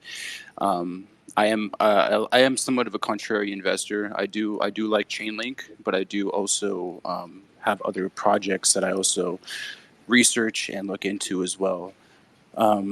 Now, I wanted to ask, you guys made mention of Swift being utilized with Chainlink, and then the comparison that you made with basically an infrastructure. In my mind, I pictured it as an infrastructure type ecosystem. Chainlink would be utilized with, I guess, real world utility based applications, right? And that's great. I mean, I haven't really heard of any projects necessarily that are capable of doing that, other than a project called Algorand. Now, you made mention of climate sensors, which is really interesting.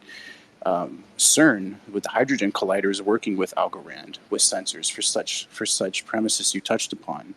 Now, I know the previous caller mentioned that he may not get pushback, but I just wanted to make mention of that as well. But here, my question though is, how would Swift interoperate with Chainlink? Because Swift uses their infrastructure for banking transactions and settlements, essentially, and yeah, there is some business data involved. With that business data, I guess, I mean, it's kind of a, I don't know, maybe it seems like a simplistic question, but do you think the business data that they're talking about would correlate with utility applications such as you mentioned, say water meters? My my first guess, and I'm framing it that way as first and guess because I do not have direct insight inside of Swift, is that part of the proof of concept phase 1 work, which I was not involved in, but am aware of because there's been public statements about it. I have a feeling that Swift is looking at the ways in which, if currency changes, if we don't have only a dollar, if we don't have only a euro, if we don't have only a yen, if we don't just have special drawing rights, the SDRs, from the IMF, what do you do if you have a central bank digital currency? What actually is that? That's not a simple question to answer. I mean, it says currency, central bank digital currency, but it's not a simple question to answer. It might include different ways of actually settling the thing. And it might include different dynamics when it's being settled, because suddenly we actually have programmable money. I mean, it used to be the case, whether it's a Swiss franc or a German Deutsche Mark or a British pound or a US dollar, you just carried $100 in your pocket, you paid with it, you got some change. The money doesn't know where it went. You don't know where it went after you gave it to the shop or to the restaurant. And it just goes and goes until it partly wears out, and then it gets recycled and new money is printed and issued.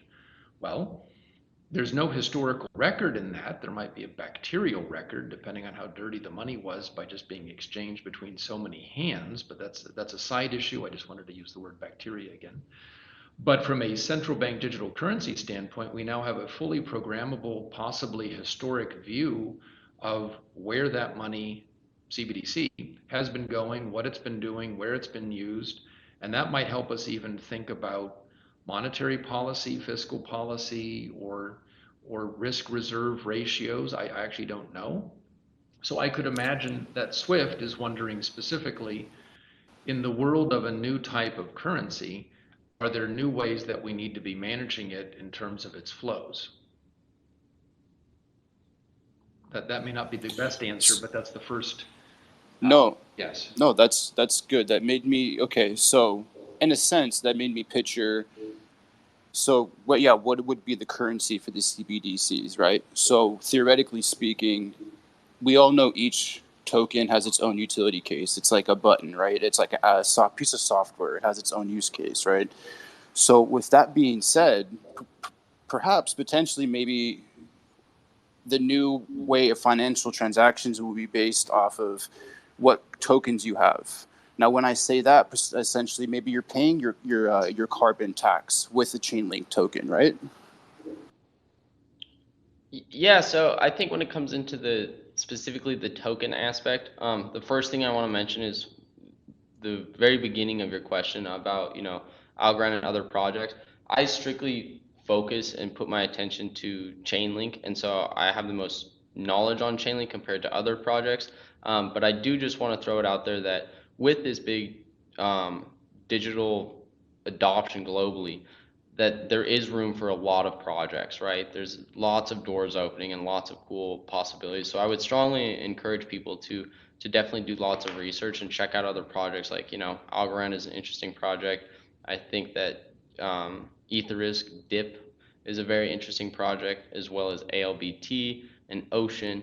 I could go on, and I'm not going to sit here and shill projects, but my main point is that yes, there's a lot of possibilities here and a lot of doors opening. So it's important to keep your eyes on lots of different moving pieces. When it comes to the Link token and Swift, Sure, it's possible. I don't have I don't sit at the table there to have the insight to really see exactly how that framework is going to look and operate. But yes, it's possible. You could be paying carbon credits and with a linked token done through a smart contract, right? That's definitely on the table. That's something that could be possible. It's also possible that, which there's already been patents and things put in place from the Fed, that the Fed could just issue its own digital version of the dollar, and that could be done then to pay carbon credits or whatever it might be that you're specifically needed for, right? Where this all kind of wraps back around to the link token is if you look into the design of the token and what it's really meant to do. One thing I always say, and don't take this too seriously, but a lot of people talk about crypto, and this and this and that, and they tie Link into that. And I always kind of say that in my own viewpoint, Chainlink is purely a technology, and that they've tokenized that technology with the Link token, which then has a very key piece to this incentive to keep things decentralized and to do it in a real honest way. And so the Link token then, part of its design is to act as collateral for whatever value is within the Chainlink Oracle network. So if we have a tremendous amount of or a huge increase in data, especially data that is quite valuable going through the ecosystem, then by design, the link token does need to increase in value to be able to act as collateral value to that. And specifically within DAWNs or within individual nodes, the token does need to have considerable value at some point for them to be able to put their own skin in the game, for lack of better words. And so if people are operating badly, that they are actually penalized and they lose some of those tokens. And then if they have nodes that are running really well, clean and accurate, and at a very high rate, then yes, they're going to earn more tokens. And so as this global adoption takes place, I think that there's a lot of possibilities. Yeah, people could be paying things in a digital version of the U.S. dollar or the euro or whatever it might be. It could be also done through Link, and I think that the real answer here is that I don't know exactly what that's going to look like, and I think that the truth is that there'll be lots of options for it. It might not be one way or the other. It might be it might be like a menu and you get to choose. No, absolutely. I totally agree with that. It would also be a little chaotic as well to have individualized payment systems for each transaction you would have to make as well. That would be living hell, honestly. But I appreciate you answering my question. My mind's just trying to wrap my head around the interoperability with Swift and Chainlink, and I kind of have an understanding of it because at the end of the day, like you said, multiple projects, keyword interoperability. So yeah, I really appreciate your time, man. Thanks for having me on the panel. Yeah, absolutely. And I'll go ahead and I'll shoot you a DM where I can share a couple of interesting articles and papers that you'll specifically elaborate on what's going on with Swift. So, one of those Appreciate it. That's at the top of this link. You do need to make a login to read it, but it's very worth it. And I will actually go ahead and tweet another one right now, or I'll DM it to you, which really I appreciate it. Breaks down the design. Yeah, I'll look out for that DM. I really appreciate it. And that's the thing, is they try to hide as much information as they can. They try to distract us with little things to not learn about what they're really doing. So yeah, and I think that something that's important to keep in mind here is that to have a successful rollout of a groundbreaking technology that can also be owned as an asset through a token, you also need to really keep an eye out that some things are referencing Chainlink without saying it, because depending on what institution it is or organization or corporation, there's sometimes roadblocks by design for them not to be able to shill a private project like Chainlink. So there's definitely times where you see a lot of reference towards smart contracts and Oracle networks and blockchain, and if you have absolutely a real deep understanding of the technology, you can pick it apart and know that, okay, well, all of this depends on an Oracle network, and Chainlink is the Oracle standard now. So definitely worth keeping in mind that there's definitely times where certain articles or corporations or banks, etc., they might not name drop Chainlink specifically because they might not be allowed to. Right, NDAs and things as such as that. I know I go into crypto spaces and I try to talk to people, but they're like, well, let me send links and stuff, or do you have proof? Did the banks actually say that? Is it on the bank website? And it's like, well, like, no, they're not going to put it on the bank website. So, yeah,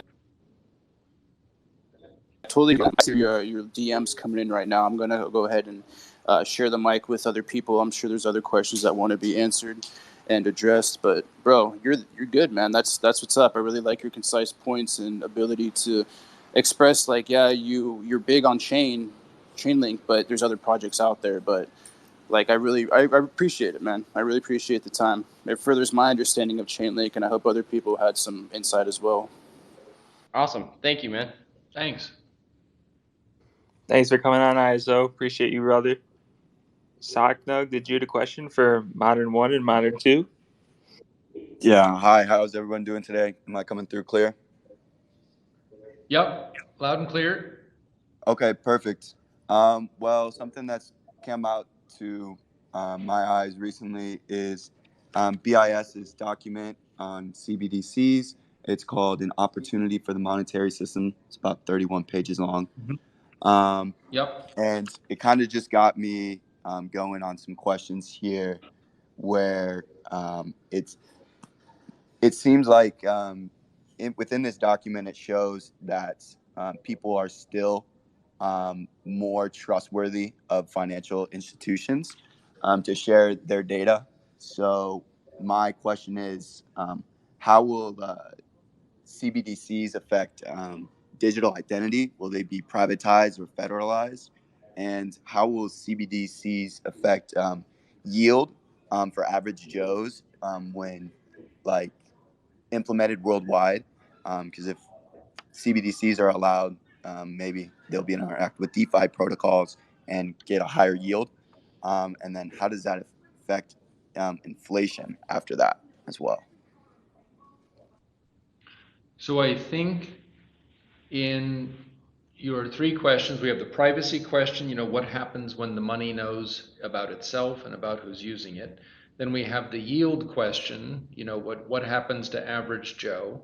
And then we have the inflation question, which implies within it possibly an inflation hedge or some sort of inflation trajectory or rate of inflation. So going to the first one, Yes. this is the concern on the privacy side. I think we have seen, again, I'm using public information because I think that's probably fair, then people can find it. Some of the initial response in April of this year to the initial rollout of the digital yuan, which is a programmable CBDC from the People's Bank of China. Some of the criticism was that people didn't want actually to have all of their purchases known. They already have the social credit system in China, which has a significant ability to understand and to combine various data sets, including social media, personal preference, normal day-to-day activities, crossing the street and other things. There was a little bit of pushback on uptake for the initial rollouts of the digital yuan, and those related specifically to privacy. So I mention that because I think people can probably find that in the news. There are some English language articles about that. I think South China Morning Post also had a couple statements about that. And I mentioned that first because that's the actual first place, other than the Bahamian sand dollar, which I think was launched about a year ago. That's the CBDC from the Bahamas, and it's called the sand dollar. Very clever. I don't think there's that much commerce in the Bahamas on an average Joe basis, to segue into the second question, as there is in China. So I think in China, with the adoption of mobile technology, with the already ubiquitous aspects of the social credit system, and with the ways in which people are very comfortable with that, and there is an historical willingness to accept a more top-down approach, starting with the Mandarin system of the Mandarins and then going through to today, that there is more of an acceptance of that. So I think China is an interesting case specifically to watch. I think on the average Joe question, how does this affect yield? I will change the angle on the question a little bit. I don't know how it will specifically affect yield. I mean, we're almost in a yield-less environment at the moment. So, I mean, anything that can put yield above zero is good. But I would suggest something a little different, and it might be something some people have thought about. So I'm not using this as a platform to enter a new question. I'm simply offering an average Joe perspective. To the extent that you can take a Bitcoin and simply divide it into an endless number of Bitcoin, so you don't have just one Bitcoin, you don't have 0.5 Bitcoin, you could have 0.1, 2, 3, 4, 5, 6 Bitcoin, and endlessly divisible in some way. You have now the ability, and this is actually a project that the BIS is specifically looking at out of their Singapore Innovation Hub. It is something that was also recently discussed at a crypto event a few weeks ago, which Modern One and I attended with another colleague. And that is the ability to take a central bank issued bond and actually tokenize it in a way for the retail market. So actually average Joe, who has never participated in a major bond offering, who doesn't have a seat at the table for bond offerings, and who doesn't have maybe $100,000, $200,000, $500,000, euros, pounds, yen sitting around the house, actually you could fractionalize some of the structured products now that could be coming out such that the average Joe has better access to more interesting financial products. So that is something you might want to look at. You're referencing the CBDC document from the BIS, and you might want to look at the project from the Singapore hub, that is Singapore being the BIS Innovation Hub in Singapore, in which they're looking at tokenizing one of the recent issuances of a green bond for other central banks issued by the BIS for uptake by other global central banks. How could that bond issuance be tokenized for average Joe to actually participate in it? That's a pretty interesting project. I think from an inflation standpoint, I do not have a direct background in economics. I know that Modern One has a close friend and colleague who has a background in economics. I would suggest, to the extent that central banks seek through price stability and convey through open market operations and sort of try to actively manage through the interest rate function the overall stability of the economy. I think one of the things that has been challenging for central banks, broadly speaking, has been not only the actual monetary policy, though, but also the rate of production of money, but how the money is actually being used in the economy. This whole concept of the consumer price index, which is a partial reflection of price stability, which is one of the core central bank mandates since World War I and World War II. In this case, if you have programmable money and you have the confidence of your constituents that some aspects of privacy are reduced for the purpose of understanding how the money is being used, such that stability could actually be more embedded into the system. And if you can fractionalize it, then the central bank has an even broader view into the use of money and the flow of money, which are measurements that central banks use. They look at the total aggregate amount of money in an economy. They look at the amount of money being produced into an economy, and then the rate at which the amount of new money is being produced as a rate of rate function, because they're looking at the velocity of money. In this case, it's a lot easier to see velocity if you can actually see all the constituent pieces of velocity rather than just seeing perhaps a flood tide going in or coming out. It's better if you can prepare, if you can sort of watch all the trend lines going into what could be a major event. So to the extent that inflation catches up with people on a surprise basis, or to the extent that inflation has signals, possibly in the consumer price index or in other places that people aren't able to see as easily as the CPI, I think programmable money, if you have a valid way of dealing with the privacy issues, is probably the best way for the central banks and average Joe to work together to create better overall social hedges against inflationary pressure. A little bit like, it's one thing to go to the doctor once a year and get your blood pressure done. Maybe you're having a good day, so your blood pressure isn't that high. The doctor has no idea what you do the other 364 and a half days of the year. You just saw him or her, them for, an hour for your annual checkup. Well, what if you have in your mobile phone, a pedometer, and you have a basic heart rate monitor, and maybe you have one other, Fitbit device. This is not a statement for Fitbit, but you have some other device. Well, now you have daily data, weekly data, monthly data, where you can begin to see not only times of stress, and then you can correlate those with your own historical references, an argument, a firing from work, a difficult situation, a storm that ruins the house burns down. But you can also look at that across other patterns, such as, what are you eating? What are you not eating? And you can have a better health profile such that when the doctor, in this case, the doctor represents the central bank, looks at the one-time data per year, the annual checkup, there's a more robust way of looking at the annual checkup as an integrated whole from an integrated year, such that there are more data points to look at healthness overall. So I would say that might be the metaphor. Medical data has a number of functions that allow for protection of data. So again, that might be a model we can copy. The HIPAA system might be a way that we can, that's how you manage medical data under US law. That might be a way that we need a HIPAA for CBDCs in a way that no one's ever thought of managing monetary privacy before, but that might be coming.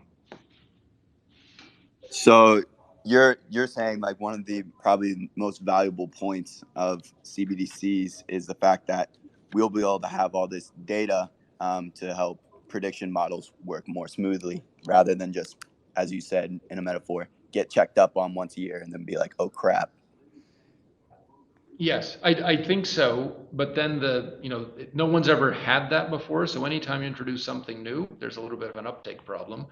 To the extent that no one's ever had money following them, that's a little bit of a misnomer, because anyone who has a credit card or anyone who has an ATM card already has a little bit of surveillance embedded in their transactional activities. You go to a store and you buy groceries on your Visa card. You go to a bank, which may not be your bank, and you use your bank's ATM card in another bank's network to get 50 euros, $50, 50 pounds to go to a bar. The actual physical money you get out doesn't know anything. It goes to the bar, it gets put on the table, beers appear, money disappears. But the actual transaction event, the taking out of the money from an ATM machine, that's recorded, that's known. Multiple groups know about that. To the extent that you put it on your Visa card, your American Express card, that's known. That happens. Those goes into prediction models where suddenly, your American Express card will start recommending you drink more beer at the bar near you, because they integrate the Amex app with your mobile phone and its location system. Hey, did you know there's a bar nearby? So we have some aspects of that already, but we haven't had it in maybe as a public way as a CBDC could imply in terms of the actual national currency. That's awesome. Thank you so much. I was able to get a bunch of really awesome notes for stuff to follow up on here. So thank you so much. Most welcome. Thanks for the question. Thanks for coming on, Socknug. Appreciate you, brother. Gotcha, guys. Got, Thank you. got Crypto, one you more too. question through the DMs here from Canuck. He's asking, how do you see upcoming Chainlink technology, specifically keepers and edge computing of Dons, playing a role in enforcing SDGs? Right. So when it comes to Dons, right? So could you do me a favor and just repeat the question one more time so I can make sure I address it accurately?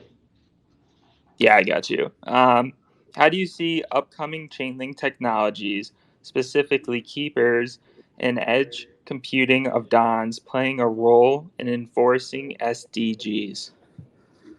Absolutely. So, as an example here, or a possibility, I should say, you could essentially have a set of nodes creating like a Dawn, right? You could have a set of nodes specifically validating data regarding SDG and ESG alignment for corporations, and you could have multiple of these. You could also have things done in a way where you have a node that is pulling data from the ISO, where it can then take that and also verify and authenticate the data to be aligned with certain corporations if they're claiming to be SDG aligned, right? So that you can actually use Dawn specifically as the enforcer to make sure and check that X corporation actually is following the rules and is SDG aligned or not. And that's simply only possible through the nodes, as well as there's really two, you could have one set of nodes checking and validating that data, making sure it adds up and that people aren't lying with their SDG alignment. On the other hand, you can have other nodes that are actually providing data into the ecosystem of what corporations are SDG aligned and why, and then other nodes can essentially check it and bounce off of that node to make sure that they are in fact telling the truth. Thanks, man. I appreciate you, brother. Those are all the questions I currently have. Awesome. Chase, Super, any other comments there? No, I just wanted to thank both Modern 1 and 2 for coming on and taking the time out of your day to kind of just explain ESG and SDGs and the whole green finance sector. We definitely appreciate it because, some things like that are over the head, especially for some people that just aren't familiar with it. So we definitely appreciate it. Yeah. Happy to just, do it. Go ahead. Go ahead. Oh, happy to do it. It's something that's coming. If you're, I don't know where all the viewers, good grief. I don't know where all the podcast listeners are listening from, but for any of those who may be in the European Union, that this is coming faster on a top-down basis in Europe, and it is something that will certainly begin to be reflected in the financial architecture here.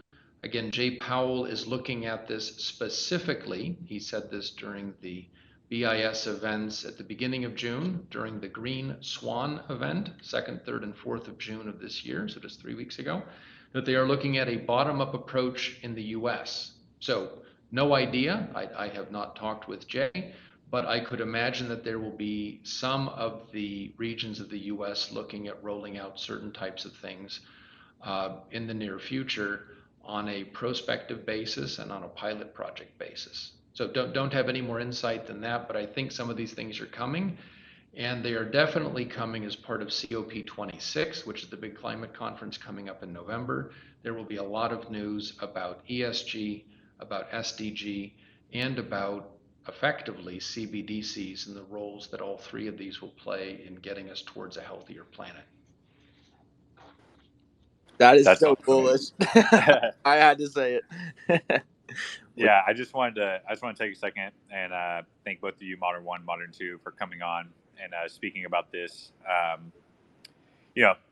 don't think many people are spending their Sunday mornings talking about the future of digital assets and how ESGs and SDGs are going to play a part, how they intertwine, and what the landscape's going to look like a decade from now.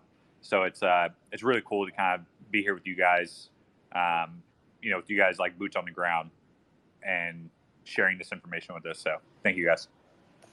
Hey, thank you very much for hosting us, and it's always a pleasure on here. So thank you guys for creating the little platform here to be able to really pull a bunch of minds together and allow for the ability, like people like me and Modern 2 to actually be able to share some insight on what's going on and to be able to feed those curious and willing minds. So thank you guys for putting the podcast together, and it's always a pleasure.